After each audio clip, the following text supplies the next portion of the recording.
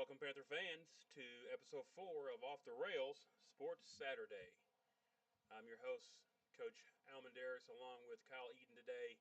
Coach John Thayer is in Louisiana visiting grandkids. So, good morning, Kyle. How we doing? Doing okay. Just reviewing the United States men's national team draw for next year's World Cup soccer tournament, and I like it. I think we got one of the better mix-ups. Well, I was looking at nothing today, actually. Um, so, bear with us. I know we're trying to deal with the audio levels. It looks like they need to go up a little bit. And still trying to deal with audio levels from the basketball gym to in here. It's crazy on how everything is. And but anyway, on today's show, we have a guest. We have guests today. We have the Portland High School cross country team. We'll have assistant coach. Yeah, we have assistant coach Stephen Dorse with us. Head coach Coach Witten could not make it today, so we have assistant coach Stephen Dorse with us. We also have athlete or runner Abby Sanders, William Romero, and Jackson Poole. All of them will be with us the second hour, and we'll talk about cross country, the season they've had. Um, all three of those qualified for state, and Jackson Poole, who's just a freshman, made third team All State, All Mid State, and that's the first time anybody's ever done that as a freshman. The good thing is all three is coming back next year, so we should have a strong cross country team. And Coach Witten should have a strong team coming back next year once they start in the fall. Along with that, we'll do a basketball recap. Um, we had the girls played 3 games this past week. They played Monday, Thursday, and Friday, which is last night. And then the boys played 2 games. Um, they played Tuesday and Friday. Both games were exciting games for the boys. The girls, 2 games, you can say they were exciting. They were blowouts, but I think there's a lot of things that was learned in those games, and that's where you can definitely get your bench on the floor and get a lot of playing time for them. So when you get down into the nitty gritty of the region play and maybe injuries or something like that, you've got people that have experience. Um, and then they played an extra game up in Kentucky this week also, talking about the girls' basketball game. Boys wrestling is off. They've been wrestling the last couple of weekends. They're off this weekend. They do go Tuesday to White House Heritage for a JV meet, I believe is what it is. And I think with us being a first team, we could probably qualify everybody to be JV, except for maybe one or two. Um, in my opinion, I mean, as a first year, it'd be like when Liberty Creek come in, football. They come in and played a somewhat of a schedule that very first year, um, and it wasn't a full year or something of a full schedule stuff like that. But um, I can see the wrestling being able to do that, putting all their players into a JV tournament along with the varsity tournaments and be qualifying for that. With that being our first year. Um, Also, if we get a chance, we'll talk about the Army Navy game today. It's a big game. I've been watching the Army Navy game for the last 20, 25 years from what I can remember. Um, Always been a fan of Navy, and it really does. Things come around, and now we have a player from Portland going to the Naval Academy to play next year, and that's Avery Hughes. And of course, we've talked about him. Everybody knows about him and what he's going through and what he's doing and everything. And he's actually up there on a official game visit. So him and his grandfather and his dad gets to actually there. They left yesterday.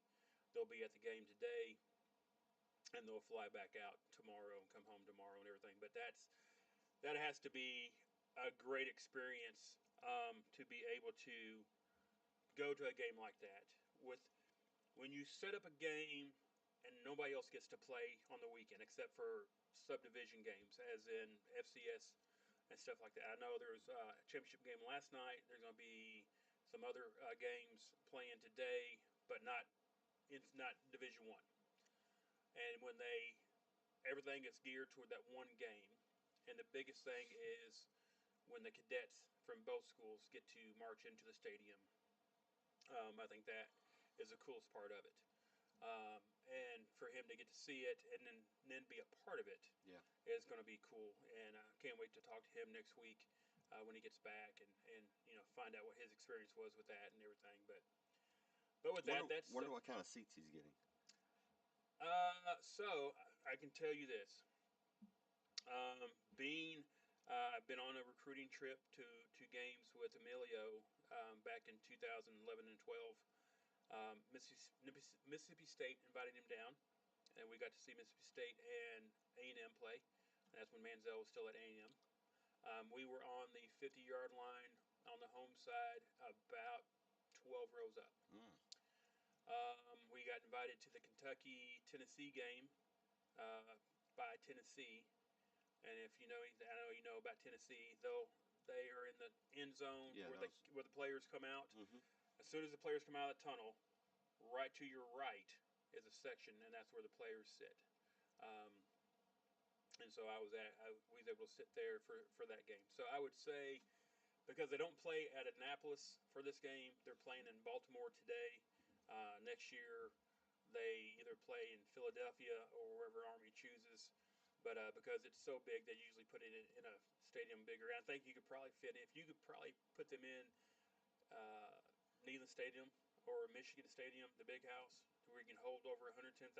You can fill it up easily and still have people outside wanting to. Can you imagine marching into a stadium that can hold over 110,000 and having it just full, cram packed? I mean, because the NFL teams can only hold 60, averaging to 60 to 65,000. But you add 40,000 to that, that would be insane. That's a lot of noise. That's where I think you go somewhere, find a bigger stadium to play at, and everything. Well, that moves around about every. I mean, it it's moves a different from place every year, so right? it doesn't. But it's always NFL type stadiums. Yeah, they always play at a bigger stadium. It's Baltimore. Today they're playing at the Baltimore, Ravens, yep. right? Yeah, they're going to be in the Ravens. I can never Stadium. remember the name of those stadiums because I don't. the naming right. It's easier if if it. Yeah. They make it something. Depends how much money you want and how much you're going to Yeah. put your name on that stadium and how long you're going to have that contract. But that's just, to me, that's going to be so cool. That would be an experience to have, to witness, to be able to do that. And so because of that, yes, I'm wearing my Navy football shirt here to support Avery and to support Navy. Like I said, that's a game I've never missed. I've always watched it, and I'm just glad that I can sit there and watch it today, and hopefully we can go out to and hear Navy wins at the end. Both teams are good. I know Army was good for the last 2-3 years. This year they're down just a little bit. I really do like the coach from the Naval Academy. I think he's come in, really changed it around. There, the last couple of years, Coach Lowe was there at the Naval Academy.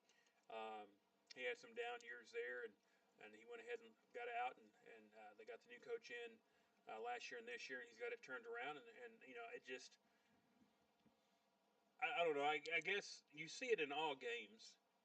Even last night in the boys basketball game, and we'll talk about that here in a minute, about how physical it got, and there was a lot of pushing and words being said, but in the end, you ended up helping the opponent off the floor, and talking to them, and everything kind of chills and gets settled in. It's just part of the game, and so I like how they get after each other.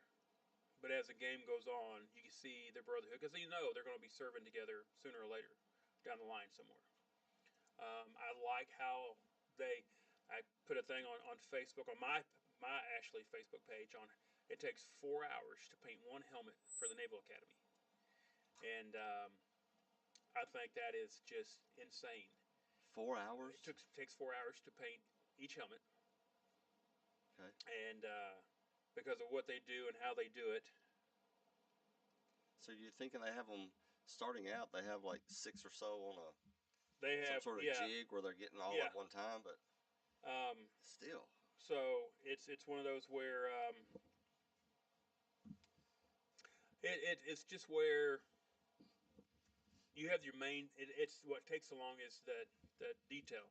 They've got an old pirate ship they're trying to paint and put on the side of one of the helmets, and so that's just.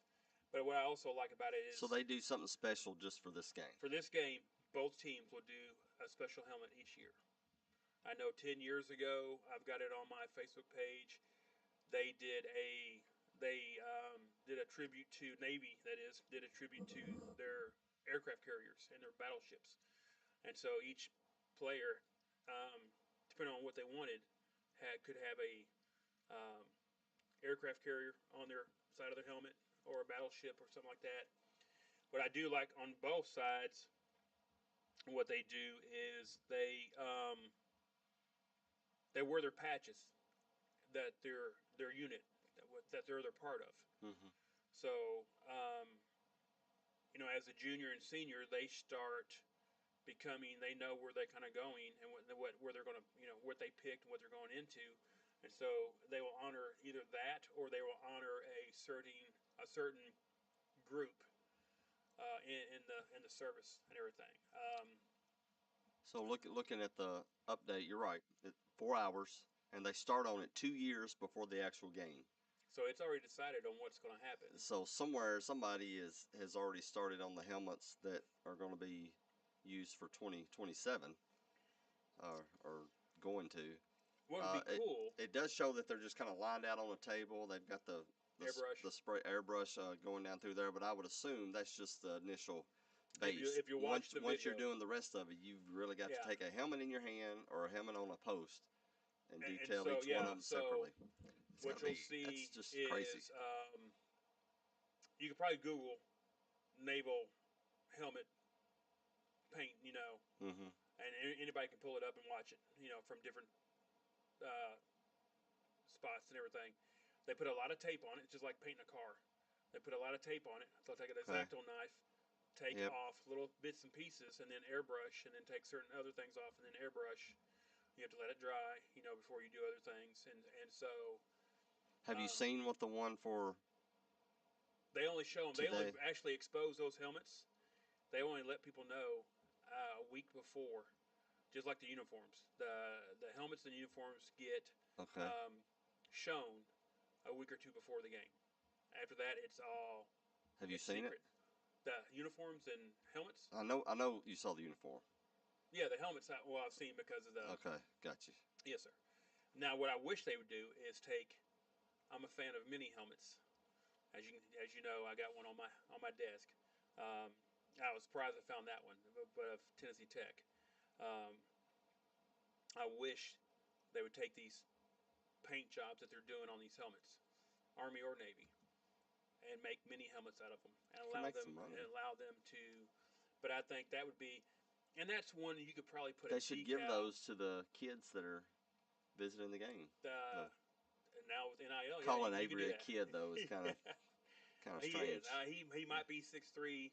Well, right now is 210, but hopefully Coach Lambert gets him up to about 230 by the time he goes into school in the summer.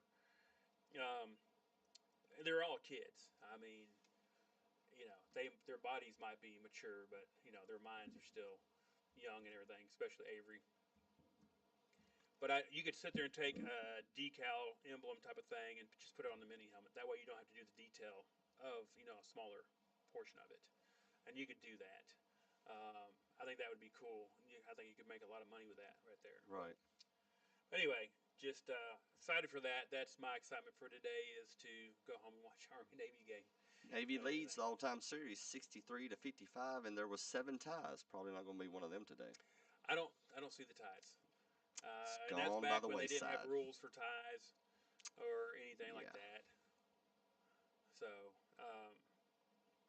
Navy's won a few in a row, hadn't they?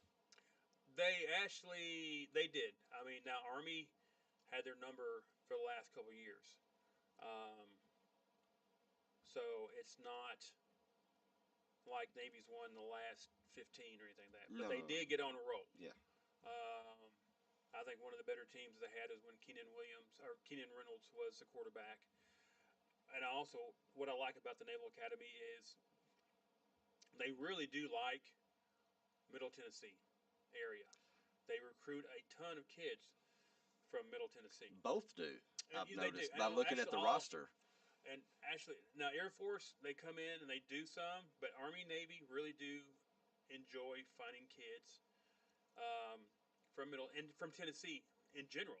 But they really do go heavy with Middle Tennessee area from north to south, and I like that because, and that's like I said, I asked Avery.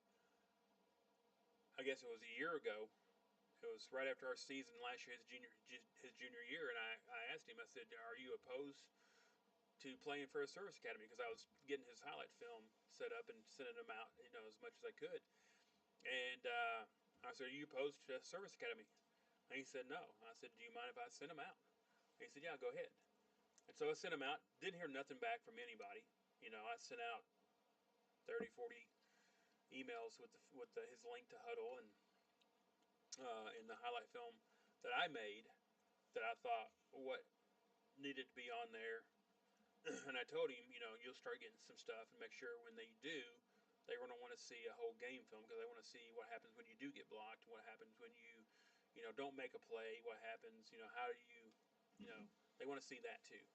But you got to have some highlights in there that catches their eye at first and everything. And he had a ton of them. But never heard back from him, nothing. And then he started telling me that he started getting interest from this one and this one and this one, different colleges. But then he said the Air Force coach come in spring, and that's when everybody started coming in spring.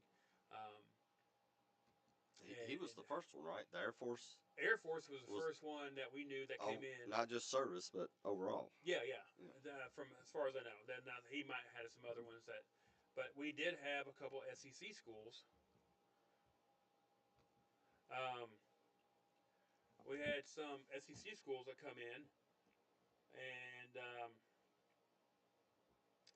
they said they were excited they were going to come in. There's about a handful, 4 or 5, that had planned on coming in during spring. But they wanted him to be 230 pounds. And they said when he gets 230, let us know. And that's just how they think, and that's how you go. And because nowadays you're not going, hey, I'll take you and I'll put good 30 pounds on you of muscle once you redshirt, and then I got you for the next 4 years. Now with the transfer portal, they don't have you. Either you got to be at that weight or that height or that speed, whatever they're looking for, right then and there. Because they're saying, I got you for a year, and then I could lose you after that. So I can't have the time to develop you. You have to be developed for what we got to have. And that's and so that's why they started declining to coming. They were still interested and everything, but he started losing weight when he played, and we got on to him about that. And it's not his fault. He's just a kid. He's 17 years old. Couldn't find enough pasta. Yeah. Couldn't find enough orange juice and cereal and Fruit Loops, I guess, or Cheerios, Honey Nut Cheerios, what it is. Honey Nut Cheerios and orange juice. But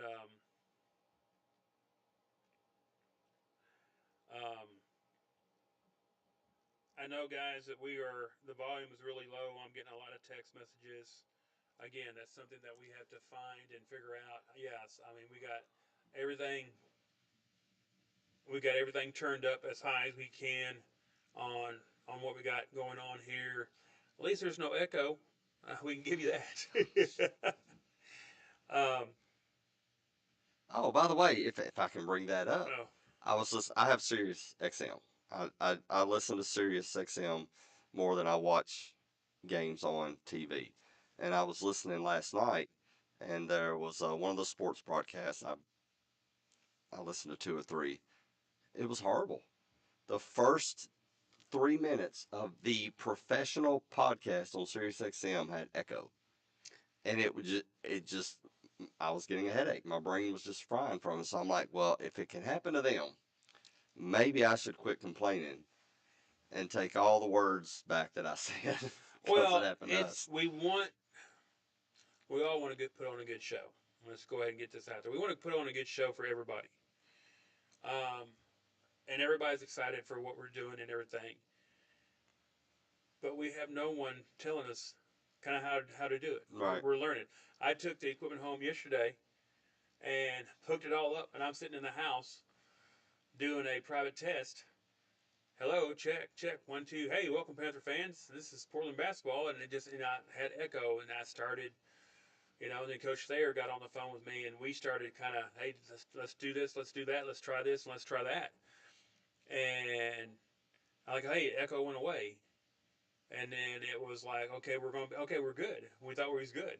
Packed everything up, met you at the gym last night, and it's like, can't hear you, can't hear you. I started cranking everything up, and everything that the way we made the echo go away at the house, I had to redo everything and put it back the way it was, but we had no echo. But we had an echo at the house. We didn't have an echo at the gym now. And so it's really just, Some will say it's not rocket science, but maybe it is. I, I don't know what kind of science it is, but I mean, we're learning and we're getting better each week. And like I said, this thing took off so fast. Everything took off so fast. We thought we was ready for it and we was ready to do it. And, but then once it took off, we're just we got a finger on the back of the train, and the train is heading down that track, full speed, and we're just trying to just hang on. For You're dear worried life more right now. about hanging on than and that you don't have time to fix everything, and because you're just trying to hang on, Let me not tell you. fall off. But it's like I said, bear with us, guys. Hopefully we're getting better each week. Sometimes you do get better that way. Yeah, Just like sports, just throw them in the fire, you know. yeah, And I know how I am. If I would have said, "Hey, give me time to figure all this out before we do anything," we'd be sitting here. Well, we wouldn't be sitting here, but a year from now, yeah. we'd be sitting at the same spot because I haven't got it figured out yet. It's when you throw them out there, sometimes that works best. I will say this. I think what we're going to do is we'll do the audio each week on the Saturday show. Let me put this on for Off the Rail Saturday. We're going to do live audio, but we're going to film it on our camera, and I think we'll take it home and let me edit that, and then that will always post probably about a day later. It takes about 24 hours to load up a 2-hour video, Hmm.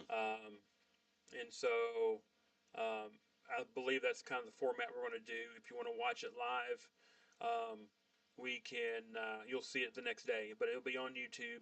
You can listen to it live right now, and then you can watch the video a day later once it. I will sit there and say I was excited about the Emiliano Duke signing. We put it up. The last time I looked at it, it was 94 views, so I'm glad people were able to get that. The other exciting thing is that we have our own webpage now. Thank you. I believe it was Brian Berry that helped Coach Thayer put that together. Actually, Brian Berry is the one that did it. Coach Thayer helped him. But that will be www.portlandsportsnetwork.com, I believe is what it is. I've got it on the Facebook page, link to it. But we'll have all the recordings, all the videos that we do, a link to go live if we're live. If you want to go there and then hit the link, and you can go live, so you can go straight to the YouTube. Um, and so, again, things that we're kind of branching off and trying to get it out there to get everybody a chance to be able to listen to. We're trying, and we're trying to get it in there. And please, if you know one of us, or you can have our phone numbers, please message us. Let us know your ideas, what you'd like to see, what would do better for you or for other people that you know. If you don't know our phone numbers, you can message us on Messenger on the Sports Saturday Facebook page. You can get a hold of the Quarterback Club. Anybody from the Quarterback Club can get a message to people up there, to Donna, and all that, and she'll get a message to us. Um, we can and if you want to do advertising, like I said, we haven't really done a whole lot of advertising and everything because that is just another another realm of Yeah, stuff that man. we're probably slowing down on that just for a little bit till we But get all the other stuff worked out.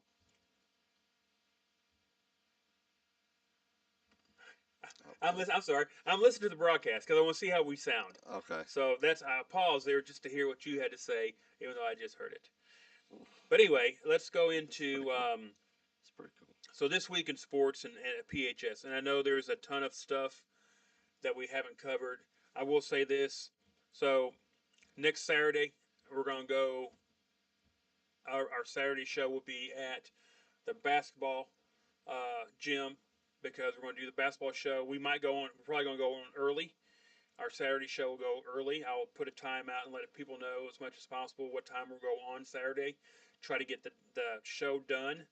Or we might go at 9 o'clock like we always do, or close to 9 o'clock, and then end it early because the boys basketball starts the Portland Christmas tournament at Okay. 10:30, and we're going to broadcast that game. So we'll go straight from Saturday show into the basketball game next Saturday. The following Saturday, I believe it's the 27th, we're going to have Eli Baird and Teddy Baird of the well, it was the PHS fishing team. I believe it's now Sumner County fishing team. We'll get that clarified. But they'll be on here letting us know about the fishing, what's coming up. And it's funny because this morning, I get up and start doing notes and getting ready for today's show, and I'm watching fishing on TV. Hmm. So, Major League Fishing. Which is strange when you look outside or you go outside right now and you think about Well, it's going to really be cold watching them tomorrow, wherever they're tonight, at. and tomorrow night. Mhm. We got the Arctic blast coming in. But let's go into let's go back and talk about what's happening at the PHS sports this past week. Like I said, the girls. We'll start with the girls. Girls basketball played Tuesday, Thursday, and Friday. Um, the girls ended up. They had kind of two blowouts. They went to East Rob on Tuesday. They won 54-14. And then Thursday they went up to Hopkinsville, Kentucky, and played Christian County, Kentucky, and had a close one there, 59-51. And then last night they played Joe Burns at home and came out with a win, with a 58-27 win. Um, what you didn't see a whole lot of Tuesday night against East Robertson was a lot of the backups playing. We stayed. You had a couple backups coming in here and there, but not like we did last night. Last night, what I liked about last night was he almost cleared his bench pretty much. Put a lot of young players in, and I really did like what I saw from the young girls last night because we had such a big lead at halftime. When the starters came out, they to me was a little lackadaisical, and I could see being up that far, you know. But what I liked about when he put the younger ladies in was that they fought hard. They got in there. There was snarls on their face. They was pushing around. They were being pushed. It got physical with them, but I liked the way they really did sit there and played against that type of physicality and everything. And the one that really stuck out to me, and I didn't say nothing last night, but I liked how she played down low in the paint and just played, and that was Abby Sanders, and we'll have her on today for cross country. But I liked the way she played last night when she got a chance to play. But you got all the stats, you got all the stuff, and you talked to Coach Stein and everything. So we'll let you go ahead and talk about this week for the girls basketball. Well, one thing about the girls team, they've won 4 in a row now. So big deal there. They finally, and they were winning games before that, but it didn't feel right. They just you wasn't seeing what you saw last year, in my opinion. And I know we've lost some players, and you got to get going. The backcourt was kind of messy. Uh, we run into a press, we're in trouble. It was kind of the way it was earlier. Things are starting to come around. Things are changing a lot, and the way we're going, we're trending in the right direction. I love watching. Always loved watching them play, and it's getting back that way again. The thing I noticed that Trent, who helped us out in the girls' game, was bringing up was the disciplined defense of the starters that were out there.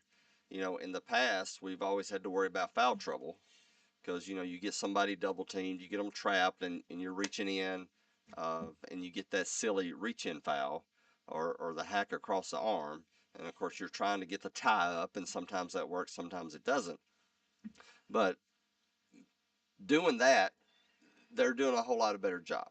They're standing straight up, they're right there, and it caused a lot of turnovers. There was 2 5-second violations on Joe Burns because they couldn't get the ball passed to a teammate Yeah, because there was a wall around them and there was no foul by the defense. So that is just, I'm excited to see that because depth was a concern this year.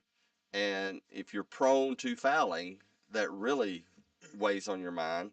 And they've been very good the past several games about, not having to worry about foul trouble. Now, just like free throws, I say something Yeah. and things will change. Last night, they started shooting threes more than they have in previous games.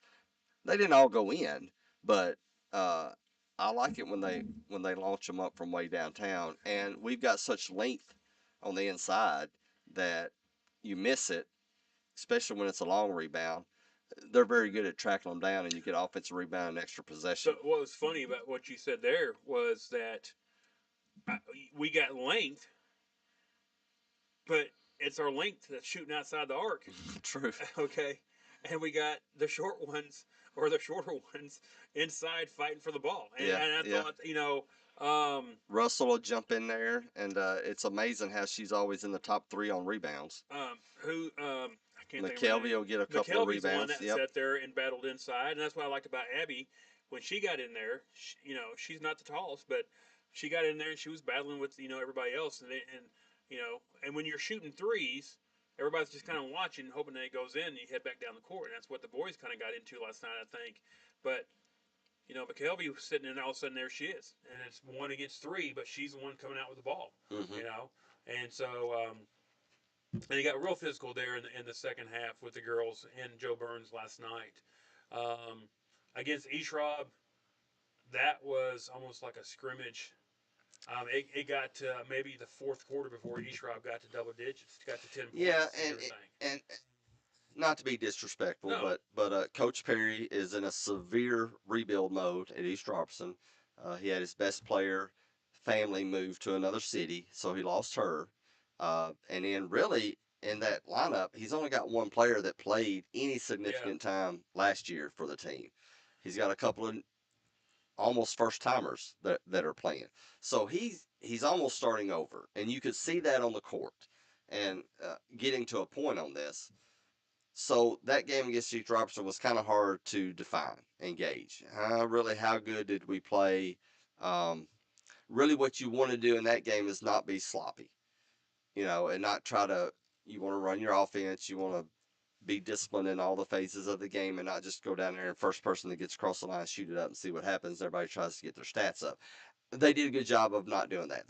They played basketball, but it was hard to see because the skill set on the other side of the court was different. Joe Burns, a different story. Now, they're not going to win 20 games this year. I mean, they're going to struggle too because he has so many sophomores that was playing. But Clayton had a good basketball coach as he coached at White House Heritage back several, 10, 12 years ago when they were so good. So I know he's going to coach them up. But you could see with Joe Burns, they had skill set. Yeah. They couldn't shoot very well, but they pushed the ball. They played pressure defense, and so the score doesn't show it that way against Joe Burns because it was such a 58-27 doesn't look like it was a much of a ball game, but the Lady Panthers had to play basketball. They couldn't just go out there and throw it up and then come out with a win. They actually had to run their offense, play their defense that they play, and Joe Burns, that girls team, I think is going to be a good team probably next year. Yeah. When all these girls are now juniors and they go through that year of coaching with Coach Clay Head. But you could see it. You could see the mistakes they made were sophomore mistakes. They weren't rotating correctly on defense. They was playing a zone defense, and they wouldn't rotate correctly sometimes. And we was getting wide open shots. They gave up a lot of offensive rebounds to us. So, but I guess the point I'm trying to say is that Joe Burns win to me showed a lot more about how good this team is than that East Robertson win. Yeah. I agree. Because, like I said, it just the East Rob game to me was almost like a pickup game type of thing, and so it was just one of those where you could do anything you wanted. You could try different things. I mean, that's a game where you try things if you wanted. Mm-hmm. But it's the Joe Burns game. You actually, like you said, you had to run your offense. You had to run your defense. You had to sit there and understand what they're doing. And in the second half, Joe Burns come out and started playing. They was like, hey, we're going to drive on you. We're going to sit there and we're going to get in there and battle with you for the rebounds, and we're going to become physical because that's what we got to have, and we'll start trying to do different things. And they started playing better, and we pulled our starters, but even with the starters in there, they gave them a run there for a little bit to where you had to sit there and, like you said, you just couldn't do whatever you wanted. You had to play your defense. What I liked about the girls was they threw, they passed the ball around. They were able to see some shots. They were seeing things. They were seeing the court better, like you said. And that's kind of how you get at the first of the year. You got things you got to work on because practice just ain't gonna capture it all. Mm-hmm. Now you get into competition, and then now all of a sudden you start seeing this, watch film. Hey, we got to do this better. We got to do this better. And you kind of see things, small things that Coach Stein wanted them to work on. Mm-hmm. And so like I said, each game they have gotten better, and I'm excited to see going forward.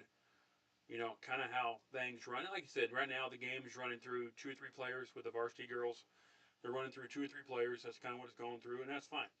You're going to have that one person that's going to stand up. Yep. For us right now, it looks like it's Paul who's taking the reins. Depends on which game, but yeah, mostly I would go with Paul. Yeah. I think the last couple games, she's tried her outside game, working on that. It seems like, and then. But other than that, I liked the way Bradley played inside a little bit. She got in there, got dirty with, a little bit and everything. But I really did like McKelvey. I really do like Mays. I like when she's in there, what she does and everything, handling the ball and everything. Even though that her and McKelvey are young, I do like how they're getting better at handling the ball and getting it to where they need to get it to and everything. And she's not afraid to take one from downtown either.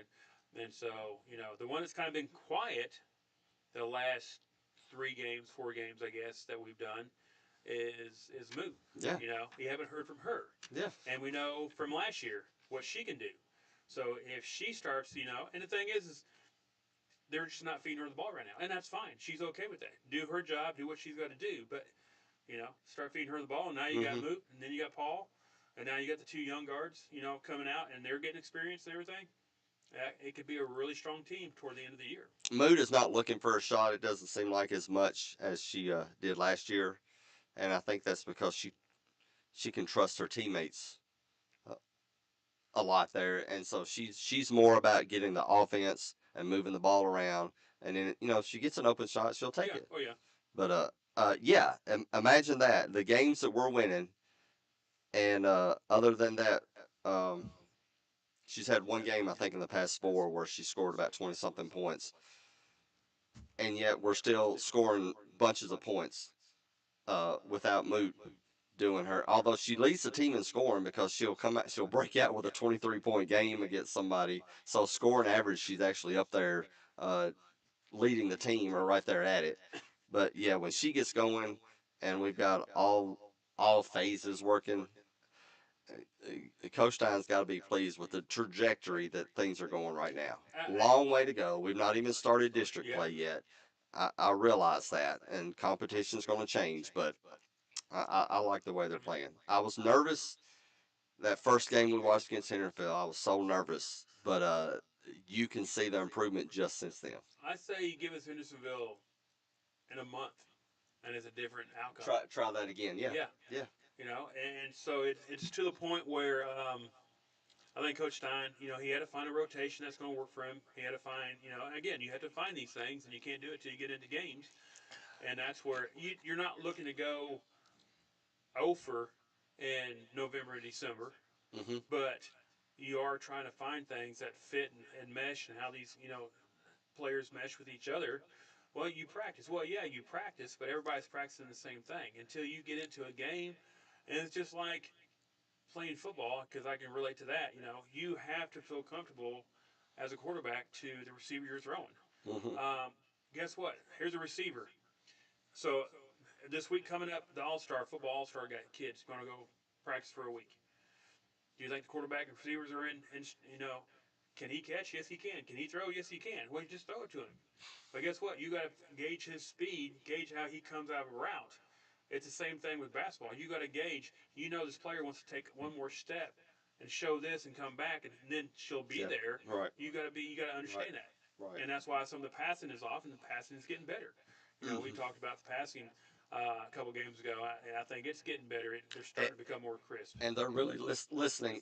Good point on that one. 2 points on that. They're really listening. I know. I think. I don't know if it's in Hendersonville or the Gallatin game. They really had trouble with the press. Excuse me. And I know Coach Stein in practice really talked about uh, how to break the press, getting someone in the middle of the court, right there to center stripe. There was nobody there.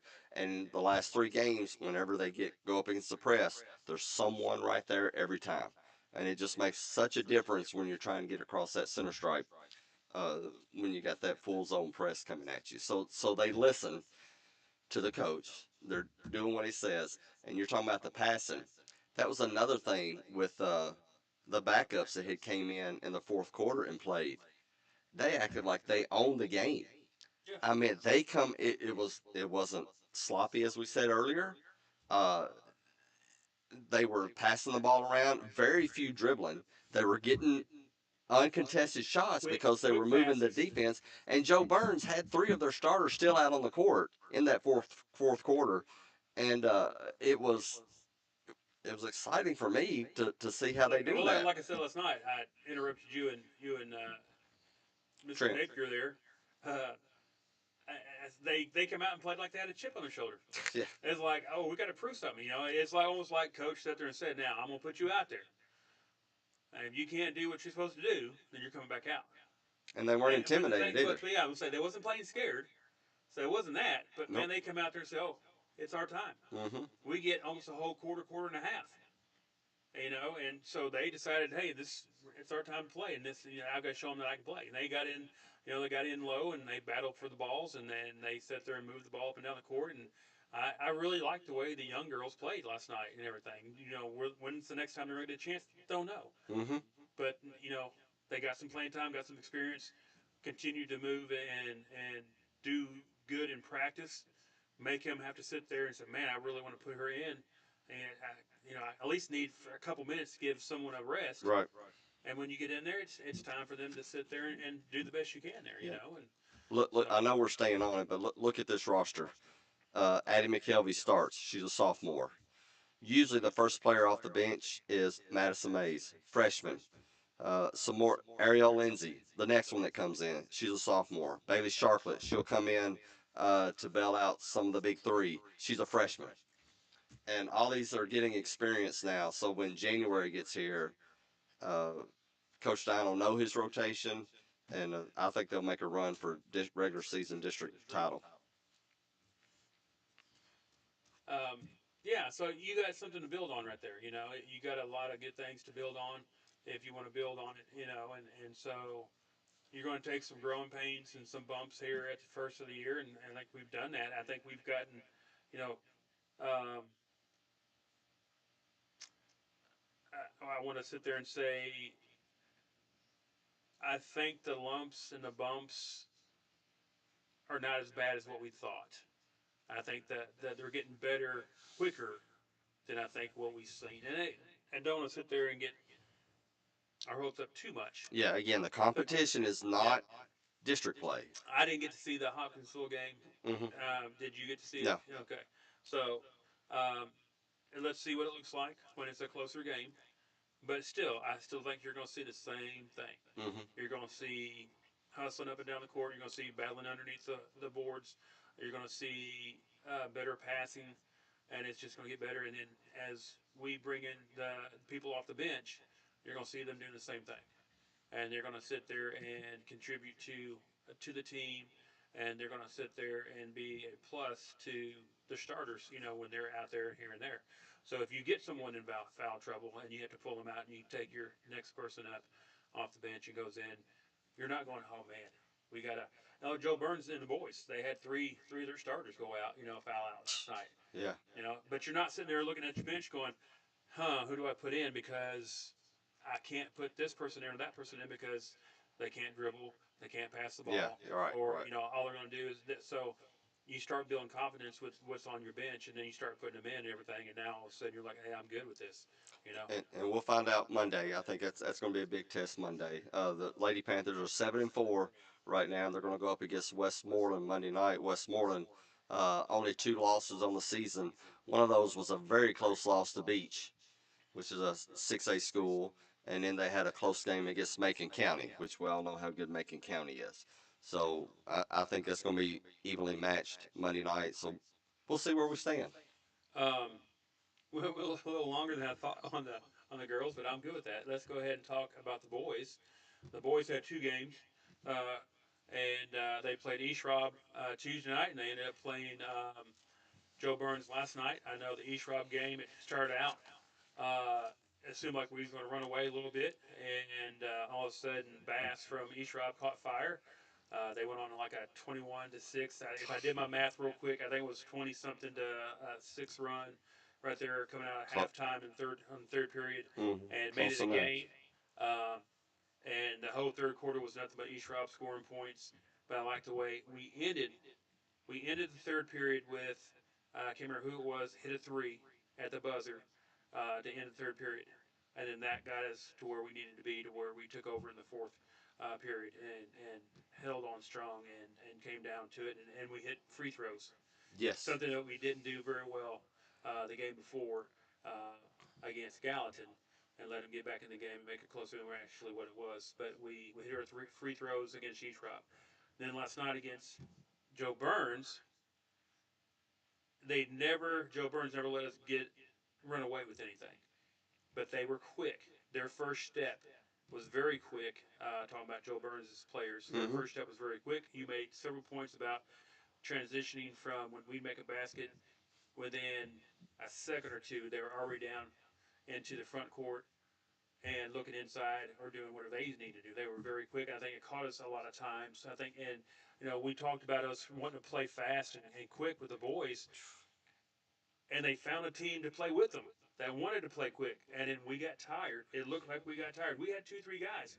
I'm not going to name names, but if you was there was times where we transitioned, we took off down the court to go on offense, and we had a guy still walking down, and he got to half court, and guess what? It was time to go back to defense, and so I mean, they got us on the speed game there. So I think we're not as ready for that as we thought we will be, and we recovered from it. We was good, but it was very physical. The referees kind of let us play. I know we made comments about that during the broadcast. They let us play, and until it started getting to where you couldn't even get an inbounds play because you had to stop and tell 2 of the players cool it down. Mm-hmm. Quit throwing the arms and the elbows and the forearms and pushing and everything, because that's what happened. And then in the second period, it's like the referees found their whistles, and all of a sudden everything was being called. And there were some bad calls. There were some blocks that they was calling. It was all ball on both sides. I'm not just saying for Portland. On both sides, there were some horrible calls. Um, and then we got a technical. What I didn't like was the guy who called the technical wouldn't even go over and talk to Coach Berg to tell him he had some. You He say had you say that a lot, and he I had don't know another why. referee, and I guess Yeah. because you figured you don't want to berate the referee who made the technical, and so Mm-hmm. you get onto him. So you use another referee to go over and explain this is what was said, this is what was done, and this is why we gave him the tee. That's why we teed him up, type of thing. But but we came back. We sat there and we survived and we hit. I really didn't like the way Tristan Calvert handled the ball. Mm-hmm. I liked the way he pushed. I didn't like how we handled the press. Um, Everybody took off down the court, left our guys alone, and then we only had one guy. So you know who you're passing to. And with Joe Burns being quick and everything, they knew who he was passing to. So they would jump that pass, and we had a lot of trouble doing that. And then they get us to where they double team us and trap us there in the back court, and we had trouble trying to find, because we wouldn't have people come and help. Now, if we would push it right off the bat, we had guys open down the court with the long passes, but those are risky passes. That's that um, 1-for-1 or that 50-50 ball in football that you're talking about. You don't want to sit there and do that. All you got to do is come up to the court, help the guy out a little bit, give him some passing, because we broke it easily. But there's just some things I think we could have done better last night. But we stayed ahead and we stayed true to what we was doing, I really did like the way we played. I liked the physicality part of it because we can play that, but I also like the running gun that we played. I think we got to get better shape a little bit there. I like the way our guys come in off the bench, and got some gritty time in there. And we'll say, well, I don't think we ever got into foul trouble. I think Honeycutt was the one that had what three? I think he No, had three, he had four. he had four. He fouled out actually Oh, did he? there at the end. Yeah, very I end. didn't know he. I know he had four there. Hmm. I didn't know he got his fifth one there. But Yeah, because he ran. That's when Brown came back in. And okay. he ran off pretty fast on that one. It was kind of the ticky tack one that they called. But that was just my observation with the last couple games and everything. So, what you got? Well, just everything that you said was what I was thinking. They've won four in a row now. The boys team looking better each time. The transition defense did bother me, but they're not going to find that many teams that's going to play like Joe Burns. Joe Burns is unique in the way they play, and I don't think there'll be too many teams that comes up on the schedule that are so full court nonstop back and forth. But that was an issue. But Joe Burns is a good basketball team. We split the season series with them last year. That one being that four overtime game that was just a barn burner from start to finish. And then the offensive rebounds, we gave up a lot of offensive rebounds to Joe Burns. Uh, but I like the way the team is trending. I like where we're going. Uh, some that come off the bench that are helping, I like. So I'm excited about the boys team just as much as I am about the girls team. And they're going to find out too where they stand come Monday. Westmoreland coming in. Westmoreland has yet to lose a basketball game this year. So they're going to find out pretty quick where we're at. Yeah, I'm excited to see both teams going forward. I like the way the boys play.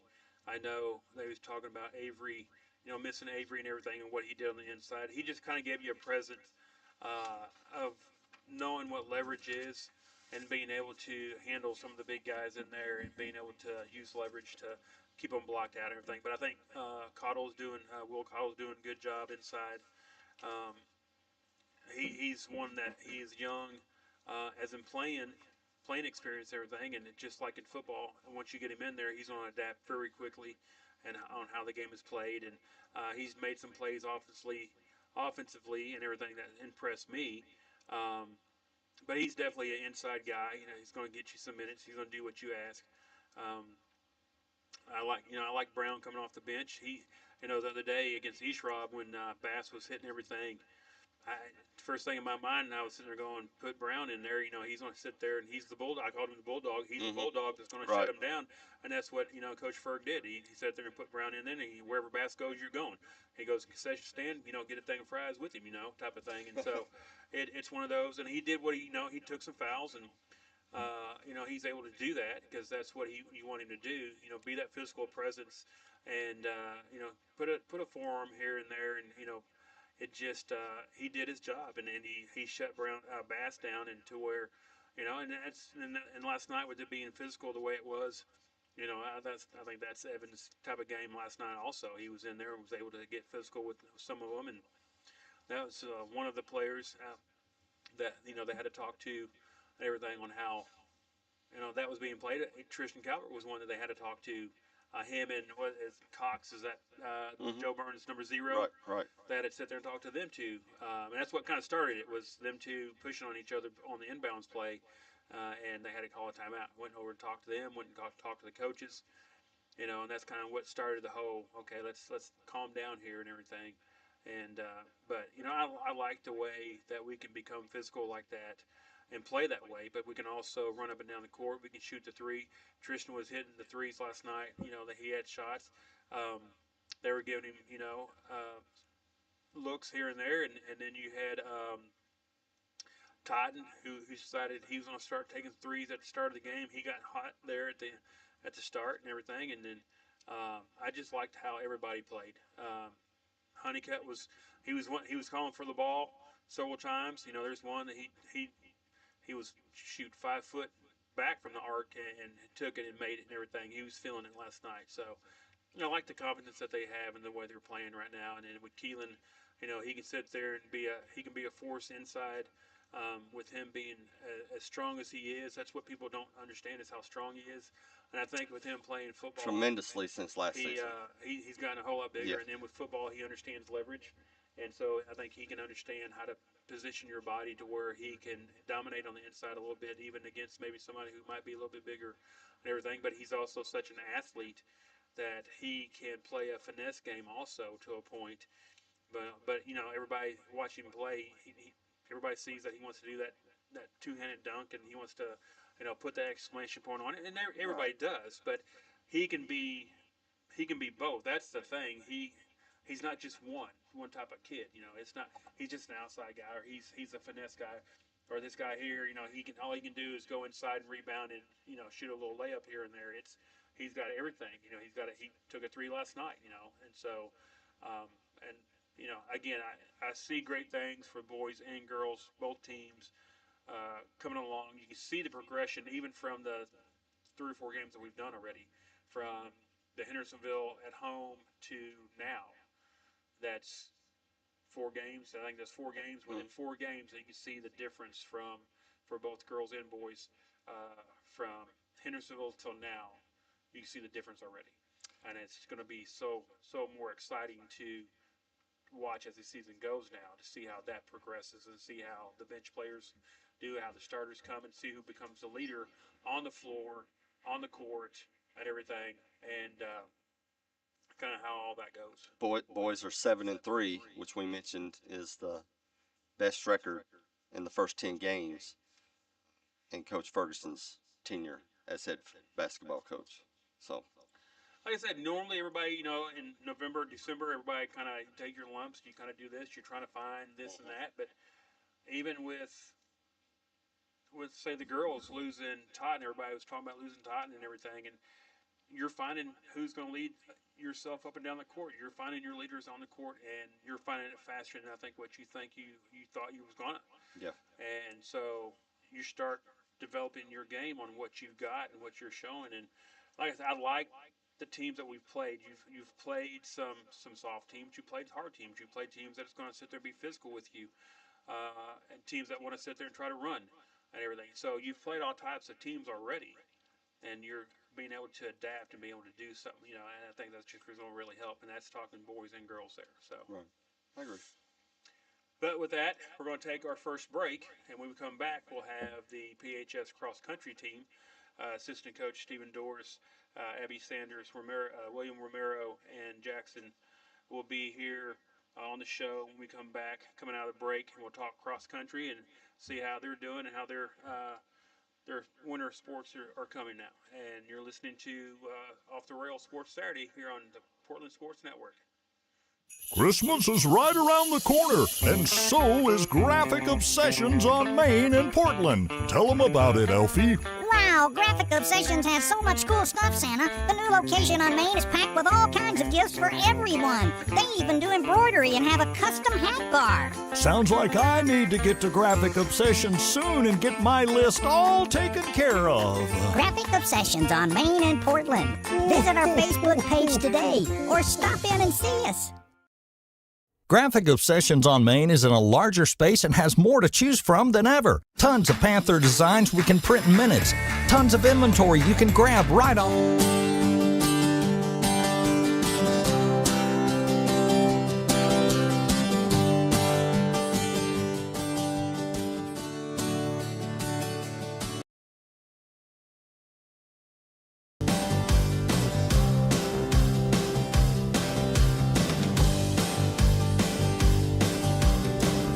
It's just going to be questions, as in we'll ask you questions about how long you coach, where you come from, what.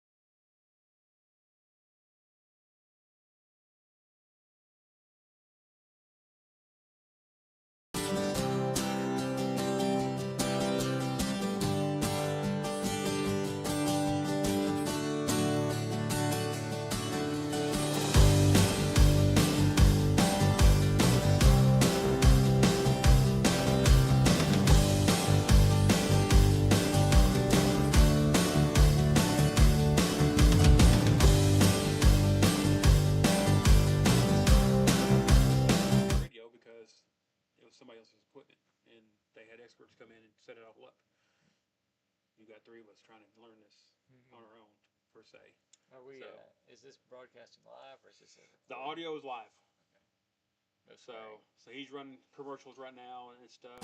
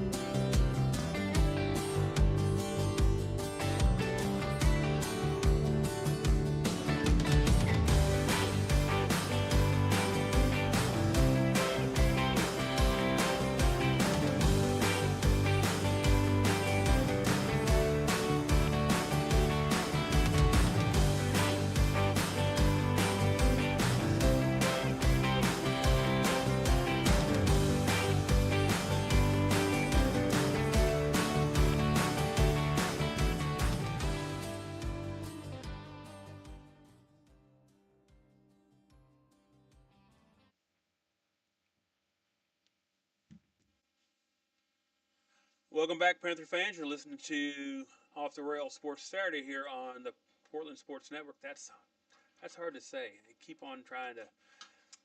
It's hard to sit there. And Welcome to my world. But again, like I said, we're back here with the PHS cross country team. We got Coach Stephen Dorff, assistant coach Stephen Dorff here because Coach Witten couldn't make it. We got Abby Sanders, we got William Romero, we got Jackson Poole here. All three qualified for state this year. Wanted to bring them on, ask them some questions about their season, ask the coach how he thought it all went, kind of what the future looks like for PHS cross country. Maybe when practice starts up again, if they're looking for different runners, if you're, stuff like that. And of course, what we always do, just ask them about their personal life, favorite stuff to eat, to drink, what do they do on their off time, and things like that. So again, guys, welcome to the show. Appreciate y'all coming in and visiting with us and doing this.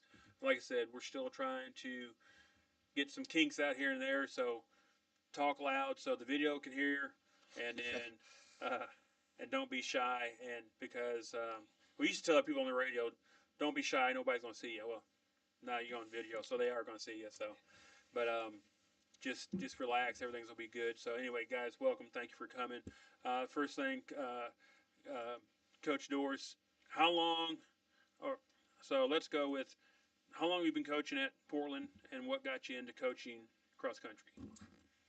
Well, I started at Portland, I think, in the fall of 2023, after having taken a few years off from coaching, thanks to Coach Witten allowing me to come along and help out and be an extra set of eyes and hands. So yeah, I think this was my third full season with the Panthers. And before that, I had started coaching in 1996 at my alma mater, which was Franklin Road Academy, where I ran under Coach David Tucker, a great mentor for me. Oh, where's John at when you need him? John Thayer, our other co-host, he's in love with FRA. So that was great training for 4 years back at FRA before I went to Martin Luther King Magnet, another major Portland rival from back in the days. Right. And enjoyed coaching there and teaching there for 17 years, including getting to watching basketball, but also coach against track and field, the famous Corey Brewer. So a lot of good memories, a lot of good success there, and then took a few years off as my family was growing, and until I got back into coaching up here at Portland. So, when y'all coached, are y'all coaching a specific thing? I know on track you have someone that might coach hurdles.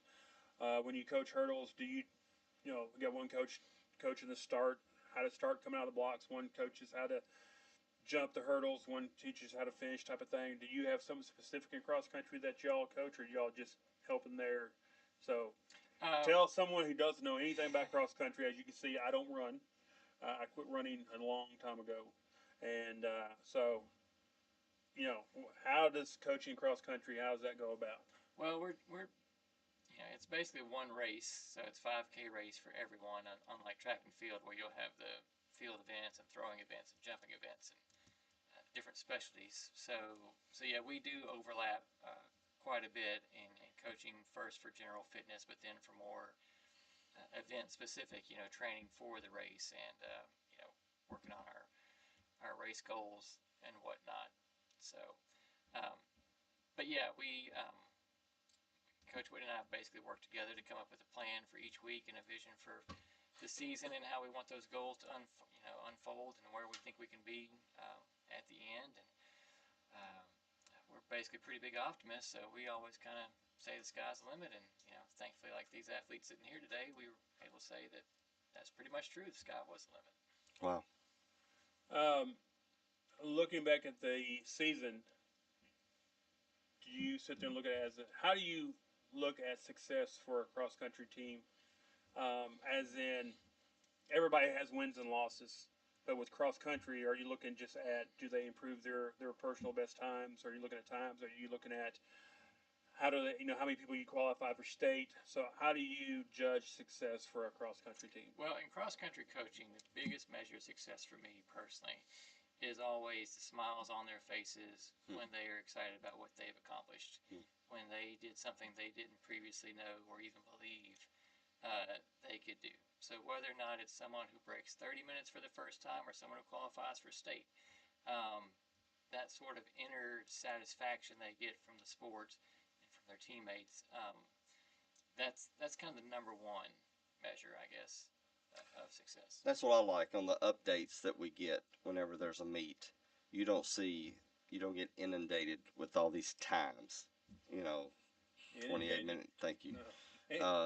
Basically, what they'll say is, 3 broke their personal records, and I didn't catch on to that at first. But after talking to Coach Whitten a couple years and everything, I realized that's a goal you have to set. Hey, if I beat my personal record, then I had a good meet. And I like that, the way they announce that, instead of just telling you the times, which I wouldn't know what that meant, what's good, what's not good. Just say they broke a personal record, and that always gives me go, hey, good job. 7 of them did better than they did last time. And of course, at the end of the day, the wins and losses, yes, we're competitive. We're driven to, it's fun to win. So we do want to perform at our best, but we also frequently, remind everyone the purpose of competition is not to beat the competition, but to bring out the best in you. And thankfully, there's lots of good competition around us. We're in a very competitive league, a lot of great Middle Tennessee teams, so we can go out and go in a race and run one of the best times in school history, and it might be 50th place, but it's still amazing. I mean, it's still great. So yeah, we compete on individual levels, everyone trying to do their new best, whatever that is. But we also want to have enough of a core of individuals who take it serious, who know that they're no different from the athletes at the other school we won't name in the county, 20 miles away or whatever.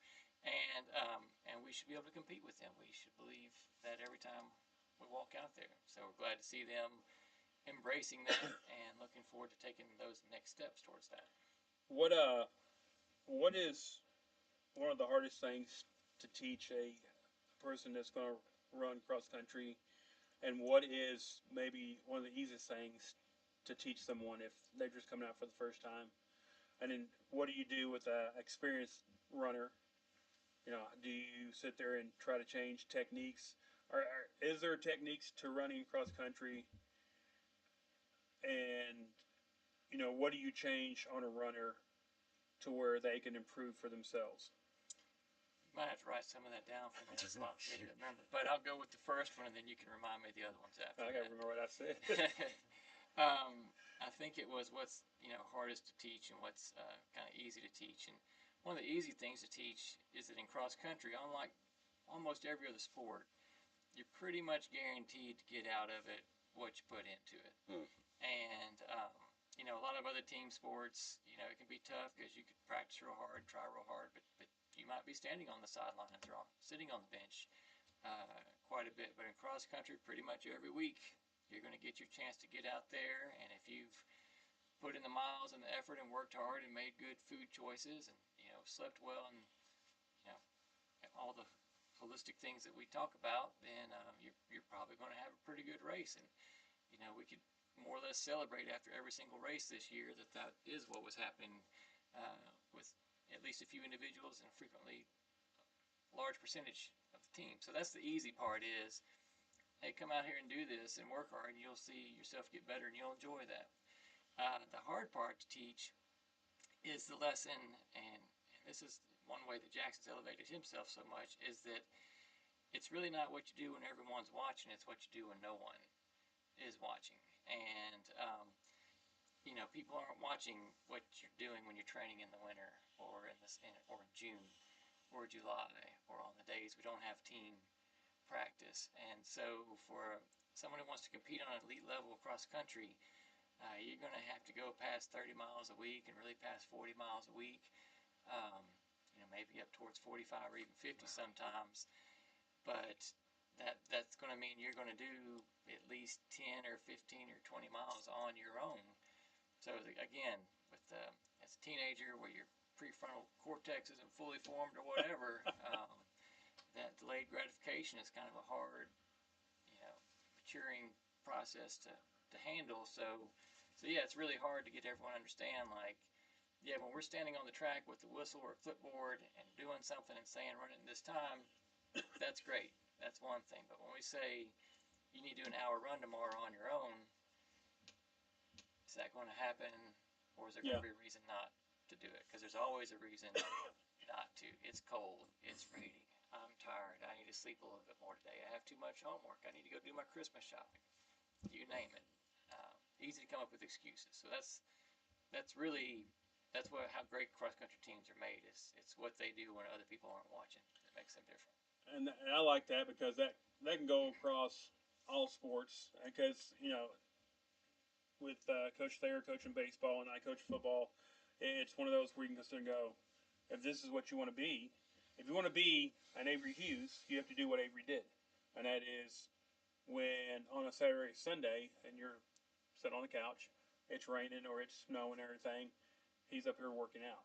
He's over here running sprints or doing drills, making himself better, and that's for any sport that you're going to play or anything that you do. It don't have to be a sport. It could be drama if you're going to sit there and work on that. So I really do like that philosophy that you got there, and it is hard to get teenagers to sit there and understand. I got to put the extra work in, but I get nothing back, especially nowadays because everybody wants the gratification right now. If I do this, what do I get from it? Nothing right now. Next month, 3 months from now, a year or two from now is when you're going to get that reward for doing it now.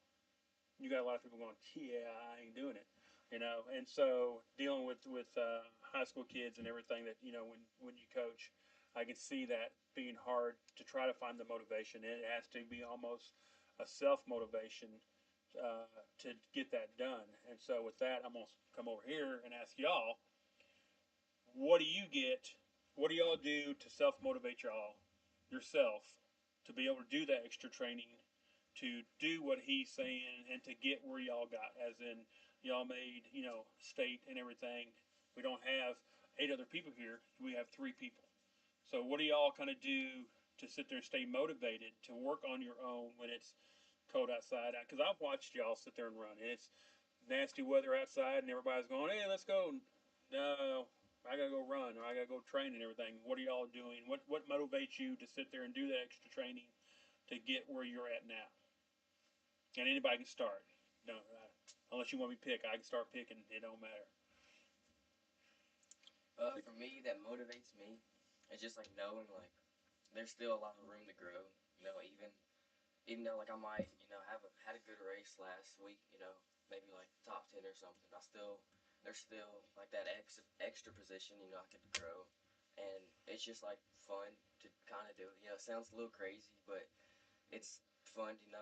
You can better yourself in a way, and you're like with yourself and your thoughts, and you're just kind of like going out there, and you don't have to think about it as like, oh, I got a race coming up, I need to like get this workout like good, and it needs to be good. It's just like I need to go out there. It's just like what I need to do for like my own self. So you're already self motivated. So with that, let me take it over into the classroom. What kind of grades do you make? Are you an A, B, or all A's, or are you like C's and D's? It's getting personal now, ain't it? Like I'm probably like an AB. Okay. The way you look, I was waiting to see here. C's, couple D's here. I was like, you can't be that way in sports, no matter what you play. You can't be that way in sports and not be that way in the classroom. That's just not the person that. When you have that drive to do something in sports, you're going to have that drive and everything else you do, and that's going to be anything, and everything. So I was waiting for McD's. I barely make it by type of the way you looked and everything. B's are okay. I don't know why everybody gets freaked out about B's. I've subbed in all their classes, by the way, and it's always an honors class. See, that's what I'm talking about. William, we'll go with you. What motivates you to sit there and do that extra work? What makes it a drive to where you want to sit there and you want to compete and everything? I know it's great to sit there and go, hey, this is William. He made state for cross country. But what is it to sit there and motivate you to sit there and do the extra work, to do the running and everything, and to excel in the classroom and everything that you do? What drives you? Yeah, well, it's always something that I've like struggled with, like especially since I'm my third year and I've been doing it for like so many years. Like my first and second year is easier to do because like okay, I'm fresh at this. I want to be like on the top. I want to be like somewhere up there. But then I feel like this year I kind of struggled the most with that, trying to find that motivation to do maybe I gotta run today. Maybe I gotta do something more than just being at practice. That's where I found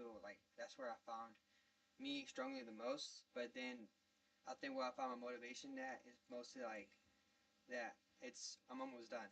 It's like I'm running out of time. There's nothing much I can do. Like after this year, well, the year we passed, I only got one more year. So I think that's like my motivation. I found, especially towards the end of the season, where I found my time is running up. I don't got much more. Wow. Do you find it harder? This goes to both of you, Jackson and William.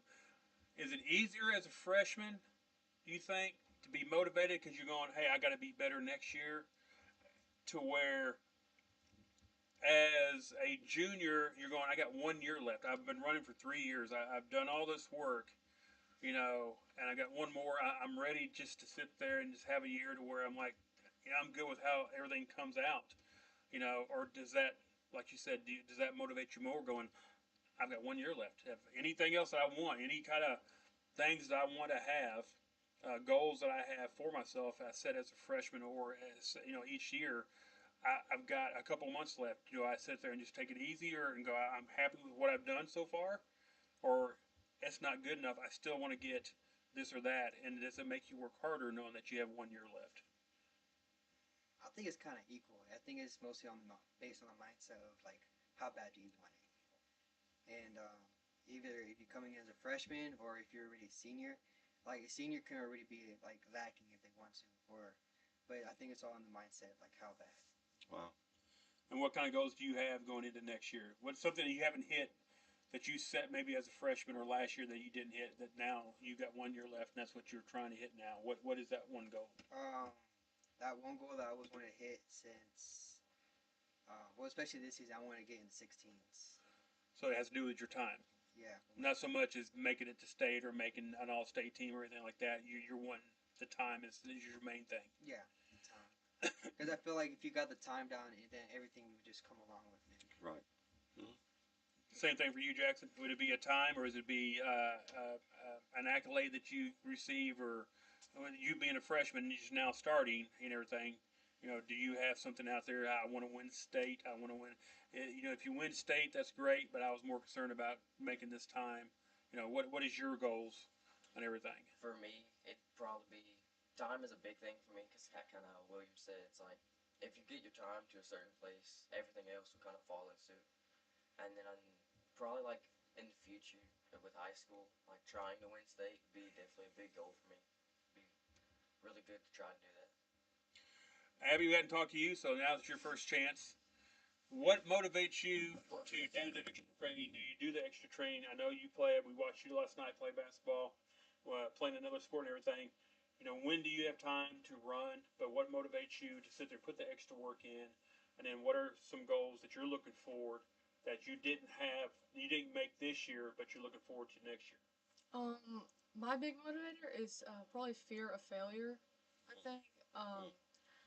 I beat myself up a lot. Like if I have a bad race, like I just don't want to. Like I have a good attitude, but like inside I'm like so mad at myself, and I'm like, why did I do that? I could have ran more miles this week. I could have ate better before my race. Like, and I think I'm just scared of failing. Even though like everyone around me is like, it's okay. It's like no, it's not okay. Like I'm more worried about like having success, even if it's by like a 5-second PR.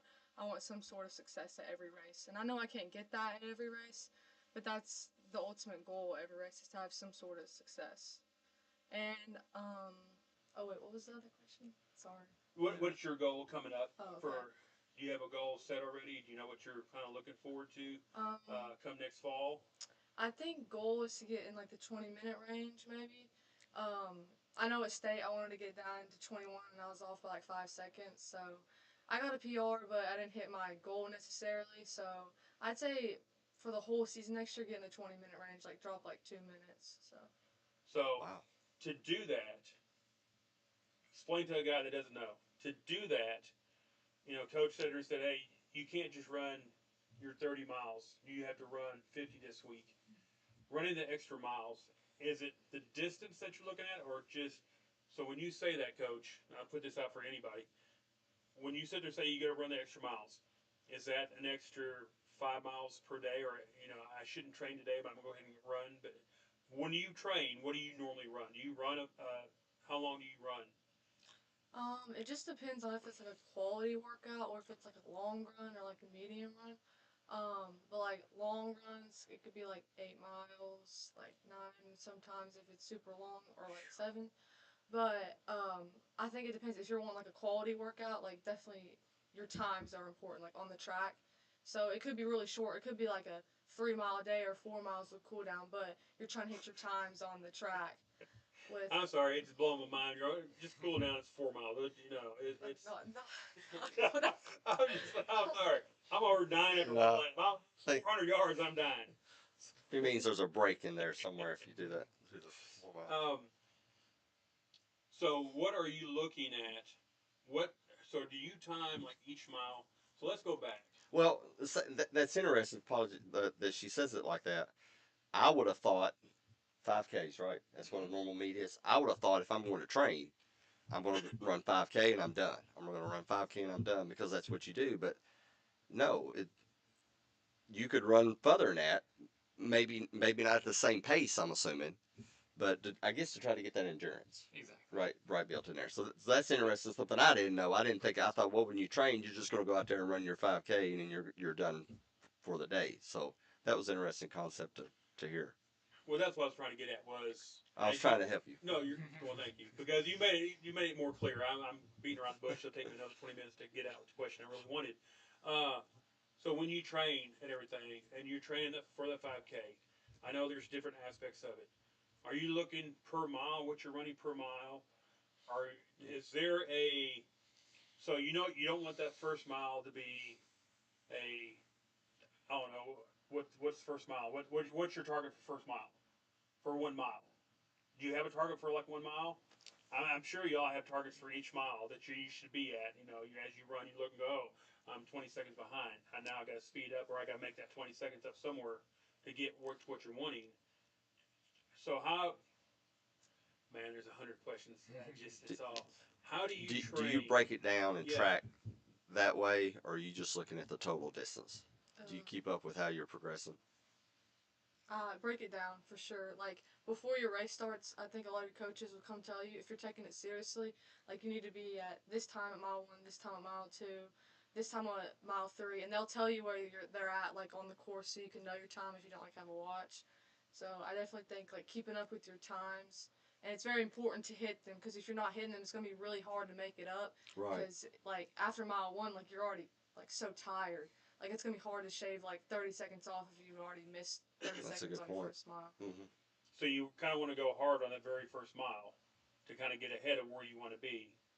So that way, after that, I'm not saying you're coasting from there on out, but you're not trying to catch up either and everything because you don't exert that energy. It's Is a that compromise because you don't want to use all your fuel in that first mile. We've seen that. Everyone's done that at least once. But but you do kind of have to put yourself in a position to make the time that you're trying to make. So, for example, Jackson and William might run about 5:15 to 5:25 on the first mile, depending on the course and how hilly it is or whatever. And and yeah, so we'll make a training plan according to this is what our race pace first mile looks like, and that's kind of tricky because on a track it's completely flat, so it's not Mm.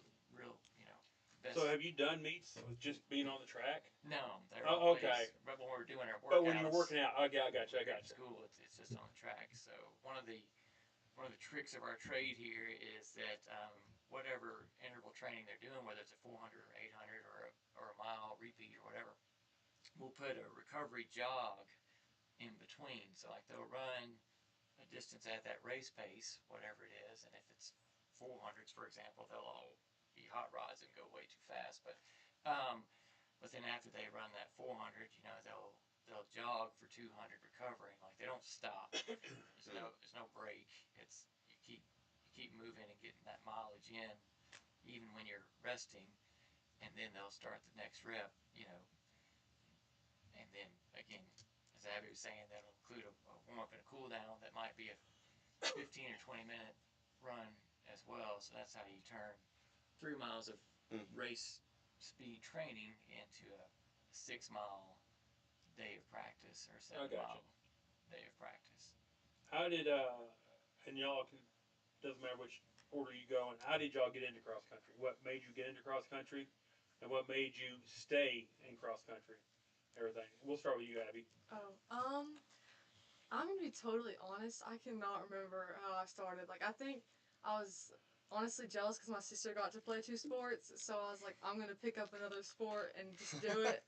And so I remember we went to orientation at the high school, and I was like, oh, this looks fun. And I grabbed a paper and I signed up and I showed up. And so I just did that, and what's kept me, I think, is definitely the satisfaction I get from like doing better at every race, because it's more of like a mental sport, I think, and I like to do things on my own, and like because sometimes it's hard to rely on like in other sports, like rely on your teammates, and I think it's all on you, and it's all on what you do and how you do it, and I like getting that satisfaction from having like a good race. So. Jackson, how did you get involved? I got involved. So in middle school, we started like my 8th grade year. We started a cross country team with Coach Running at West, and it was like for me to get prepared for track season because I had like pretty good like 7th grade year, and he just wanted to keep building it up. And then I started in 8th grade, and it was just 2 mile at that time. So then I was like going to high school. I was like, all right, probably keep going with it. It was really fun. Like, and then just after track running came like really fun. It was just like I was doing good. It was fun. I liked the community. Like everything was just good about it. So I kept doing it.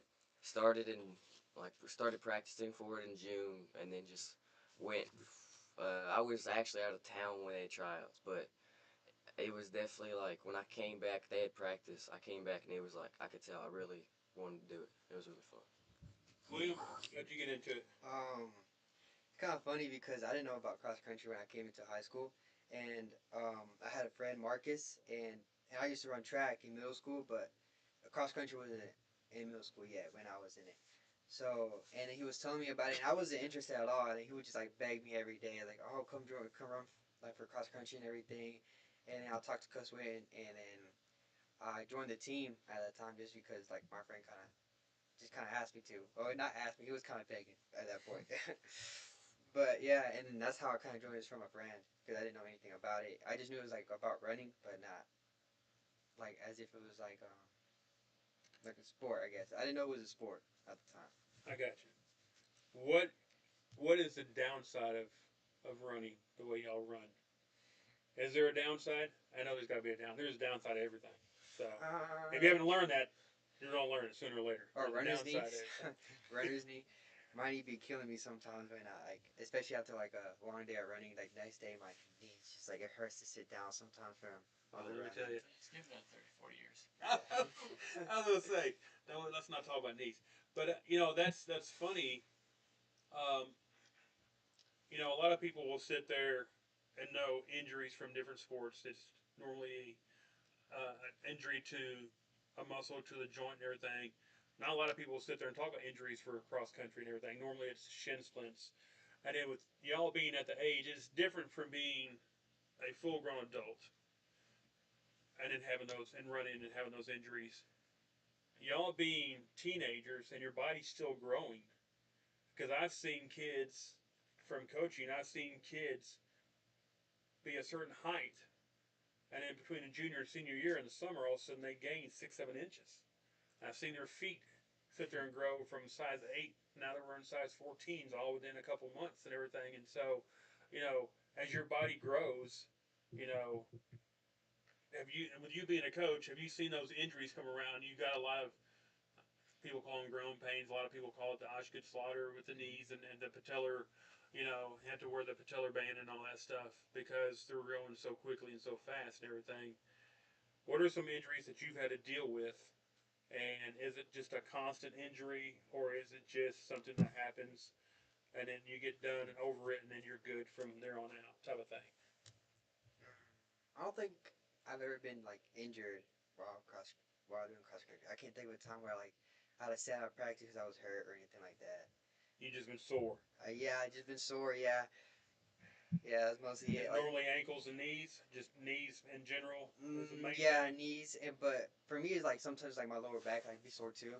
Like, since I have like tight hamstrings, Yeah. since I don't stretch them enough, like I have like my lower back be like get affected from it. So the truth comes out. So we Yeah. got to do more stretching, huh? Definitely. Stretching is The important. repetitive use issues, Yeah. that's our big thing. And as coaches, that's really hard because you want to push the athletes. Because, again, if they're going to compete against these best athletes in Yeah. Middle Tennessee, they're going to have to do the work. No one is just naturally talented enough to just walk out and compete at that level. So, but yeah, you don't want to push them into where their shin splint turns into a stress fracture, and things like that. So that's a real balancing act.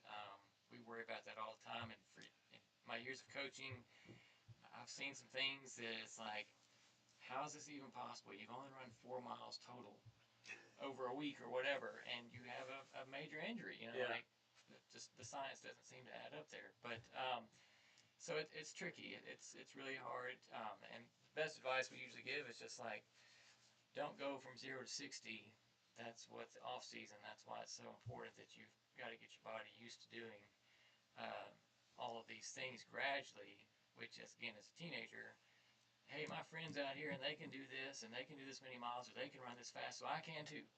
And if they haven't done the same preparation, sometimes that's going to lead to injuries and setbacks that are frustrating because then you're having to take time off and all that. So the other piece of that puzzle is a lot of cross training, trying to strengthen all the parts of the body, all the systems together, which I think does a lot as far as just stabilizing muscles to prevent some of those. Y'all do a lot of stretching? Yeah, we do a nice dynamic warm-up, but we don't do a lot of static stretching Yeah. beforehand. We're more of a dynamic warm-up beforehand and then static when we're done.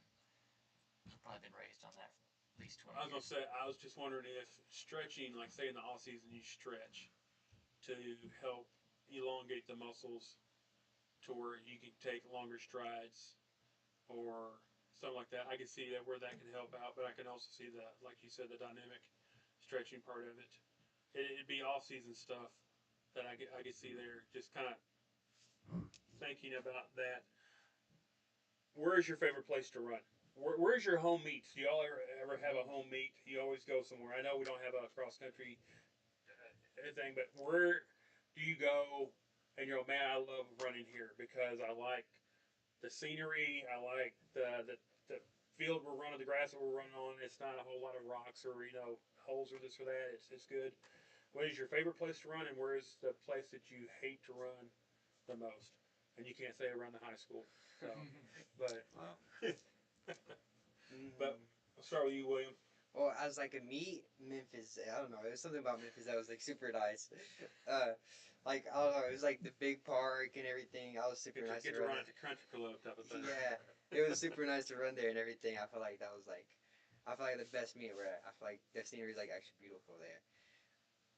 But on my own, like when I'm running on my own, I feel like I've always liked to run in Gallatin. There's so many like things to look at over there on my own.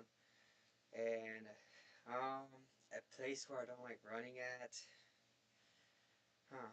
I actually don't know. It's okay to call them out. You want to say White House, Stitch Camp, anything like that? It's good. Welch, Welch was a little bit of a hard one. Jackson also knows about Welch. She don't like it either sometimes. But I think the one where I think Dixon, where I think that's what it was, right? Where there's a big old hill. Yeah, It's actually really hilly, and I feel like that one's like the most mentally challenged one, where you have to like actually like be locked in that day, or you might not even survive. But Wow. We'll brag about William a little bit about Dixon, by the way, because it is by far the worst terrain of any of the courses, and it just breaks a lot of people down. Period. And that was our next last race before the region, which is how or the section, which is how you qualify for state. And a couple races before that, William had kind of a rough time, and so that race on that Dixon course, where everyone's suffering, but William was suffering less, I guess is how I describe it, because he rose up and put himself in a position to where it's like, okay, now we got a good chance to qualify for state. Maybe we didn't know that a month ago or whatever. But again, that Dixon course is really tough, but through that toughness, he gave himself a chance to rise up. Yeah, you can't hit it too bad, huh? yeah. Jackson, what about you? What's the best place that you like to run, and then what is the worst place that? So I'd say like the best place for me is either Saunders Ferry in Andersonville. It's really nice. I like the scenery.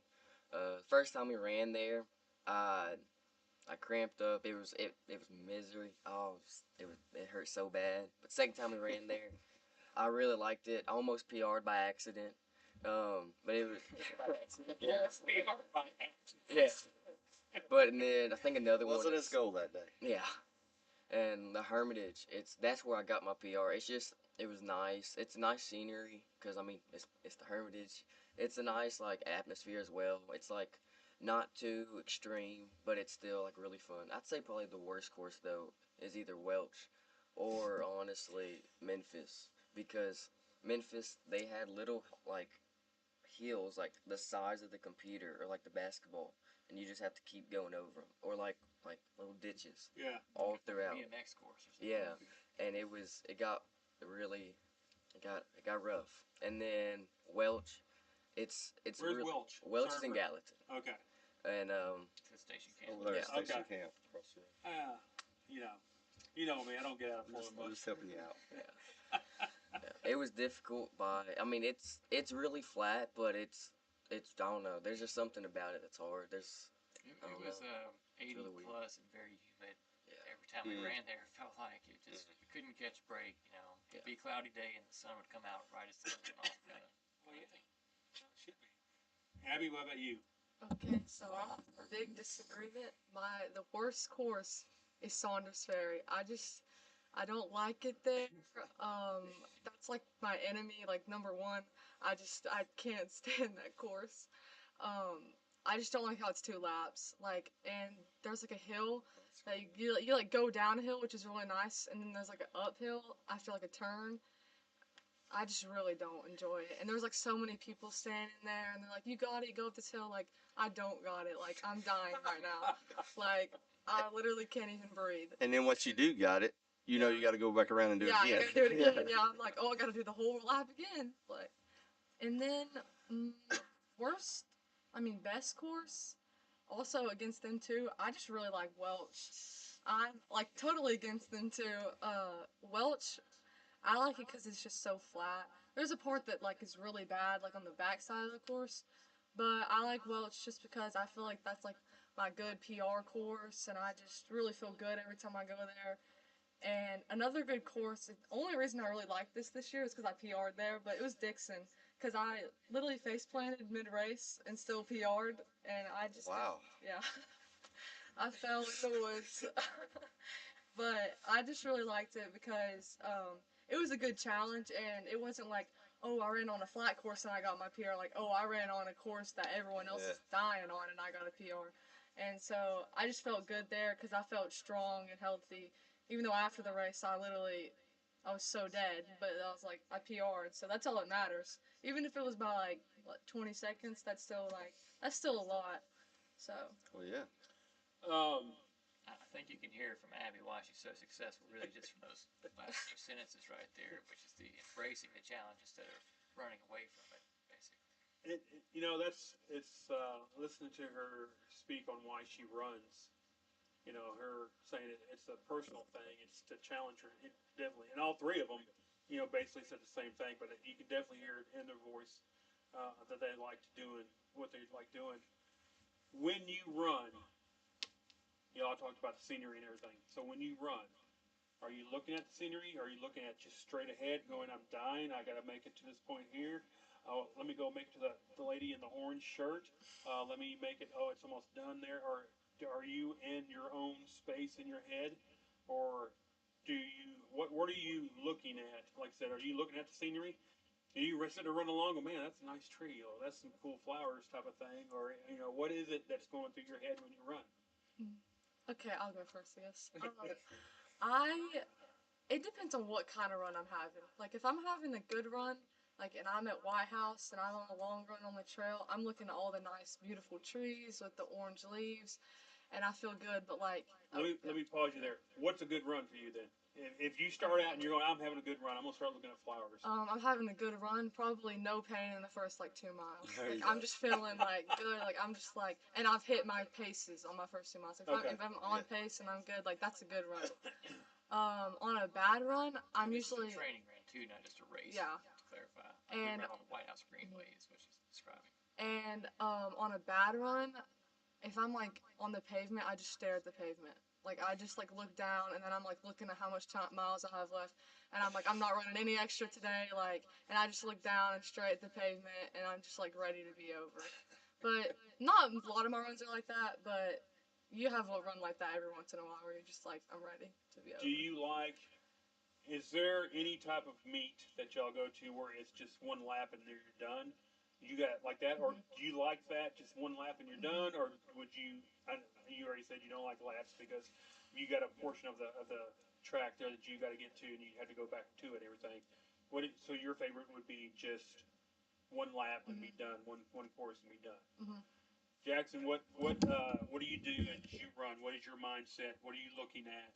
And do you like laps, or would you rather just have one lap and be done? So if I'm doing like a training run, like not a race, I'm either like just like, cause I normally run with some people, either like my friends or like I don't know, just like some random people I find. Random people that I find. Yeah, Okay. like a run club or something. Anybody want to run? Just stand on the corner. Anybody? Yeah, but I'll either like look at like, cause I run like the park sometimes. I ran there a lot this summer, and I'll look at like the field or like the sun or something. But I'd say like during a race, the only like time there's good scenery is at Saunders Ferry, cause like you're on the lake. It's like you're right there. It's really nice. And or like if I'm in the woods, there's a couple courses like that. But I don't know. It's just like kind of like how Abby said. If I feel good, then I'm like, if looking around, like having fun. But there's times like I'm like, I just want to get this over with. I just want to get done. So, But then so everybody has those days. Everybody yeah, has those days where you start running. You're going, yeah, this ain't the day for me. Let me finish this the best I can, and we'll go home and yeah. do it again tomorrow. And then for third question about the laps. So I don't like when there's only like one lap, but I also don't like when there's two laps because like Saunders Ferry, it's the exact same, and I don't like it because like the hill, it's pretty difficult, but I don't like when there's not another lap where I can like get a redemption lap, you know. Redemption. Yeah. But I don't know. I mean, I'd probably say I like 2 laps because then I can like strategize a little better. Like, okay, I need to like push right here a little more. I could tone down at this section and just have a better race by that. William, what about you? What do you think about when you run? What makes you happy as you run? Are you looking at, like I said, flowers, trees, animals? Are you looking at the lake? Are you looking at just the pavement? Are you just what is it going through your head? I get really distracted when I'm running. Like, sometimes like usually when we're running during practice, it's me, Gavin, Jackson, and sometimes like we like stop by a little lake and just play with the little rocks for a second, especially with Gavin. Jackson, Now cool now. now we know why the times are off. We're just skipping rocks, coach. I'm sorry. Like that's like during practice and everything. Yeah, like oh sorry we kept a little late, but or we would like just like look around sometimes, looking at you know doing something. But during race days, it's the same. Well, I don't like be stopping rocks during race days, but on race days, I'd be looking at the trees. I'd be like, oh wow, that's a nice tree and stuff like that. And even on my bad days, I feel like I still like touching the trees and everything. I feel like it's a good way like to calm my like on a bad day. It's an easy way to calm my mind down when I'm having a bad race. I was like, oh wow, look at that flower there. I didn't know and stuff like that. And, like at Dixon. Like there was like 6, 7 and stuff like that. You remember that? Oh yeah. All over the trees, and they were like drawing on the trees, and that was like a good way for me like to kind of set things aside. Like okay, look at that. So I don't know. That's something for me. Like it's always distracting. So it's like just keeps my mind like it's just my focus is something else than just running. Do y'all play other sports? Yeah. What do you do? Soccer. Okay. Yeah. So you ready for the soccer to start? Yeah. I'm ready for that. You're going to have to help us out there. New coach. Huh? New coach, Yeah, right? new coach. Yeah. Yeah. Kind of interesting. I'm kind of like, I don't know, kind of excited but a little nervous at the same time because he's like been my middle school coach, and then he was also like my high school coach for a good while. Right. So give us a little preview of the men's soccer. What are we looking like for this year? What's your expectations? Where are we going to finish? I don't know. Well, How bad are you going to beat Greenbrier? That's the most important question. Yeah, I think we're going to beat Greenbrier pretty good. All right. I don't know. We moved up a division as well in soccer, so that's right.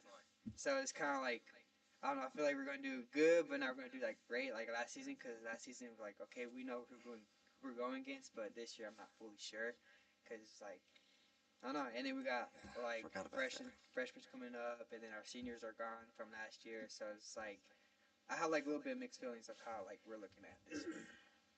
And to speak to that too, yeah, that's been a challenge across the country. As we've been in the AAA, the biggest division, for the last couple of years now, and that is tough. That's real hard, especially being one of the smaller AAA size schools in the whole state of Tennessee. So again, you got there is no going back. That's like with football too. We're 5A there, and then. We're just the school's growing, the town's growing, and there is no going back down to where we wish we could be back in 3A. Y'all probably wish you could be back in AA there, and stuff like that.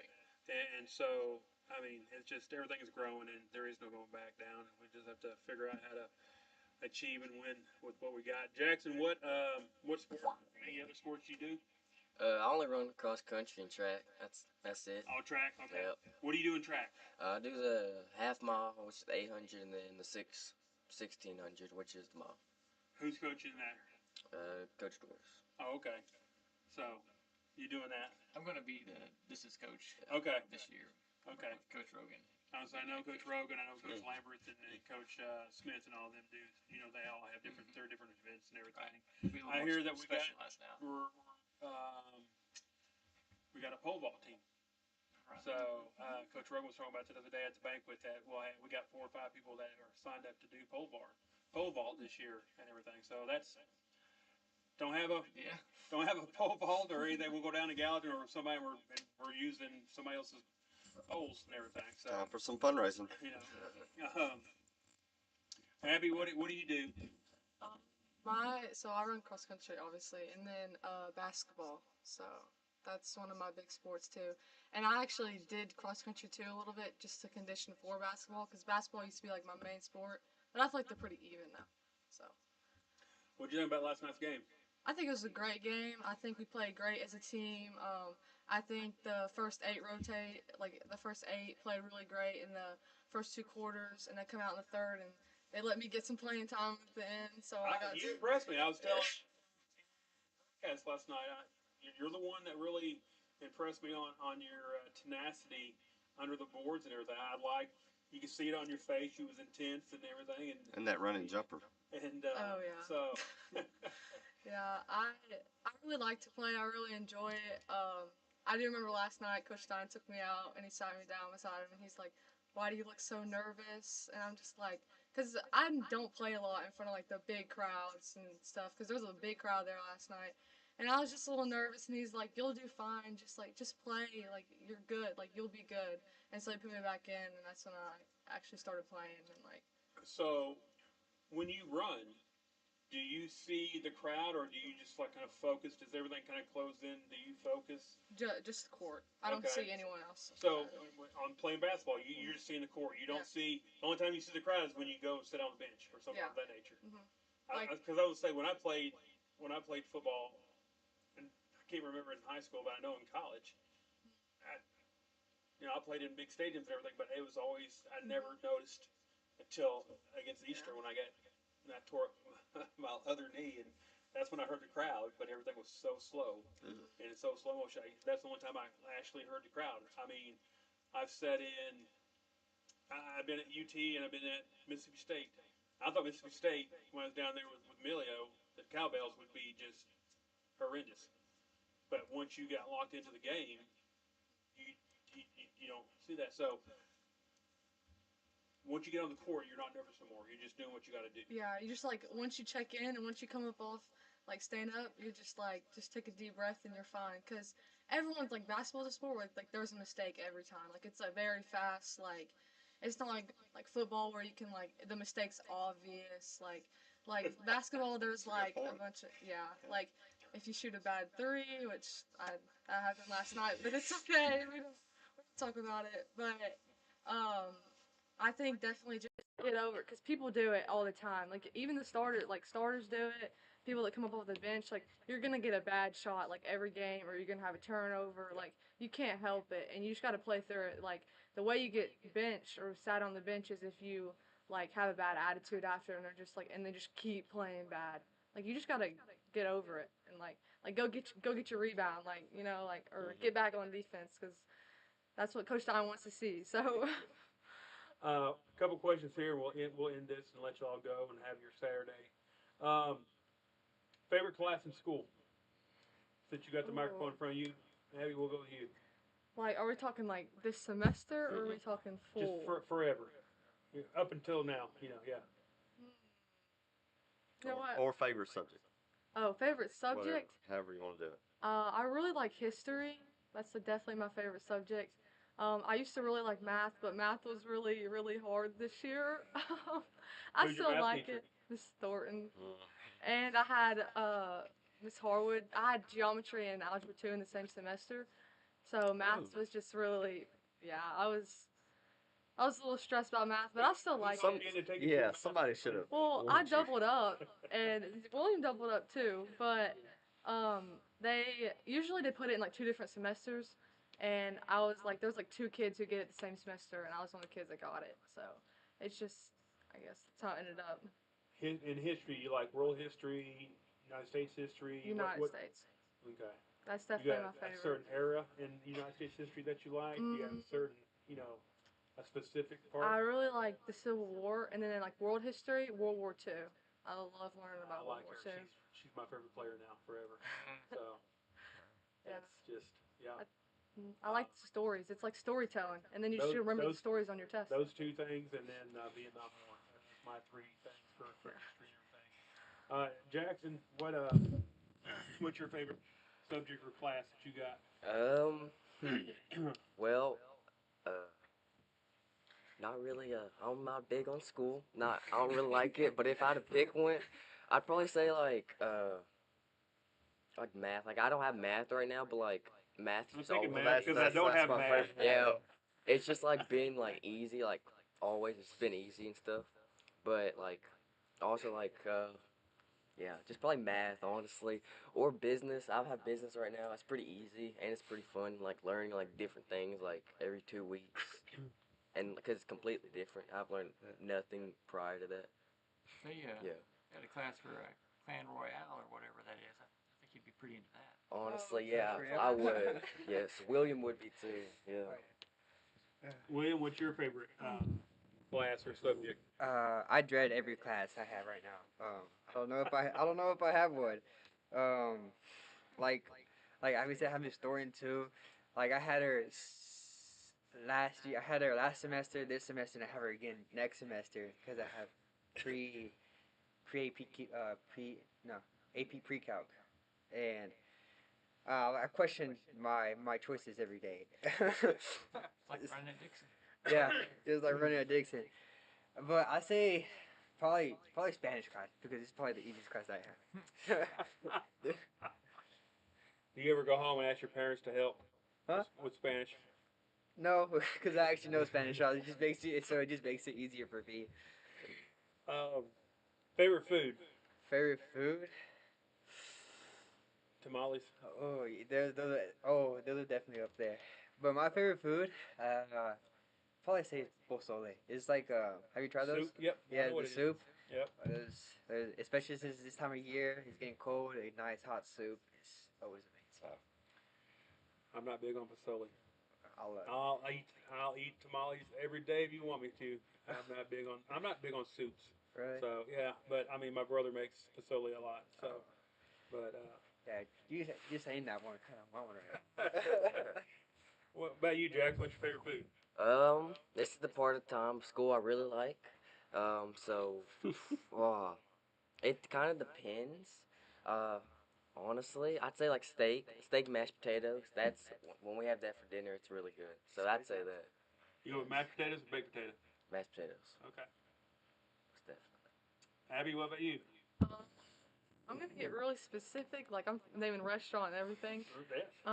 I would say the Louisiana pasta from the Cheesecake Factory. Just Wow. every time I go there, it's just so good. And Do you try other things when you go? Or are you so locked onto that? so That's what locked you on get. that. I got one Korean thing one time and it was horrible. So I just got the pasta every other time, and it's so good. And I mean, it's definitely a lot of calories. Don't eat the whole thing while you're there, but it's really good. I just had to get really specific on that one. Uh, is there something that you can't stand? What do you not like that you like? You look at it and you're like, there's no way. Bananas. Bananas. I can't.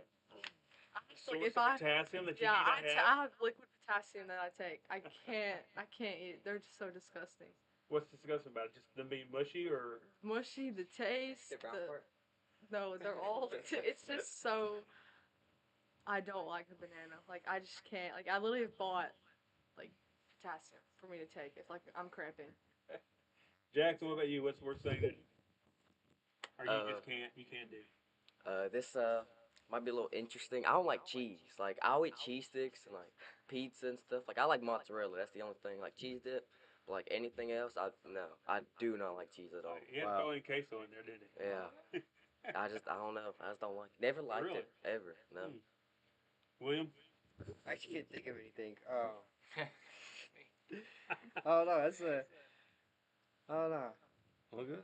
You like everything. Yeah, I'm not a very picky person. All right then. I mean, I can't stand losing if that's How something. about there you go. How about music? Let's go a couple more, and then we'll end this. Music. What's your favorite music? Music? Yeah. Oh, I've always been a big corridos guy.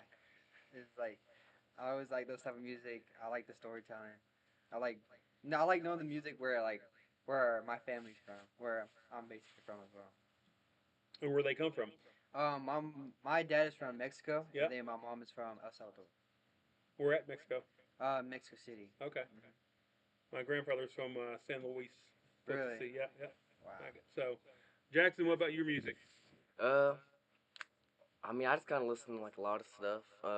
My dad and stepmom, they're really big on music. They really like music. So, I mean, I probably say like countries. Like we listen to that a lot, or like kind of like New not country, old uh, country, kind of '90s country, and both. everybody's got their genre. Really, all of it. You know, I mean, it just kind of depends what we're doing, honestly. Okay. But or like rock, like not like present day. I wouldn't want to say older, but like probably like when they were like our age, probably like early 2000s to Are you like feeling old, Kyle? 90s. I'm real old when he says when his parents were his age, he's saying early 2000s. But yeah, probably just those two are big for me. Abby?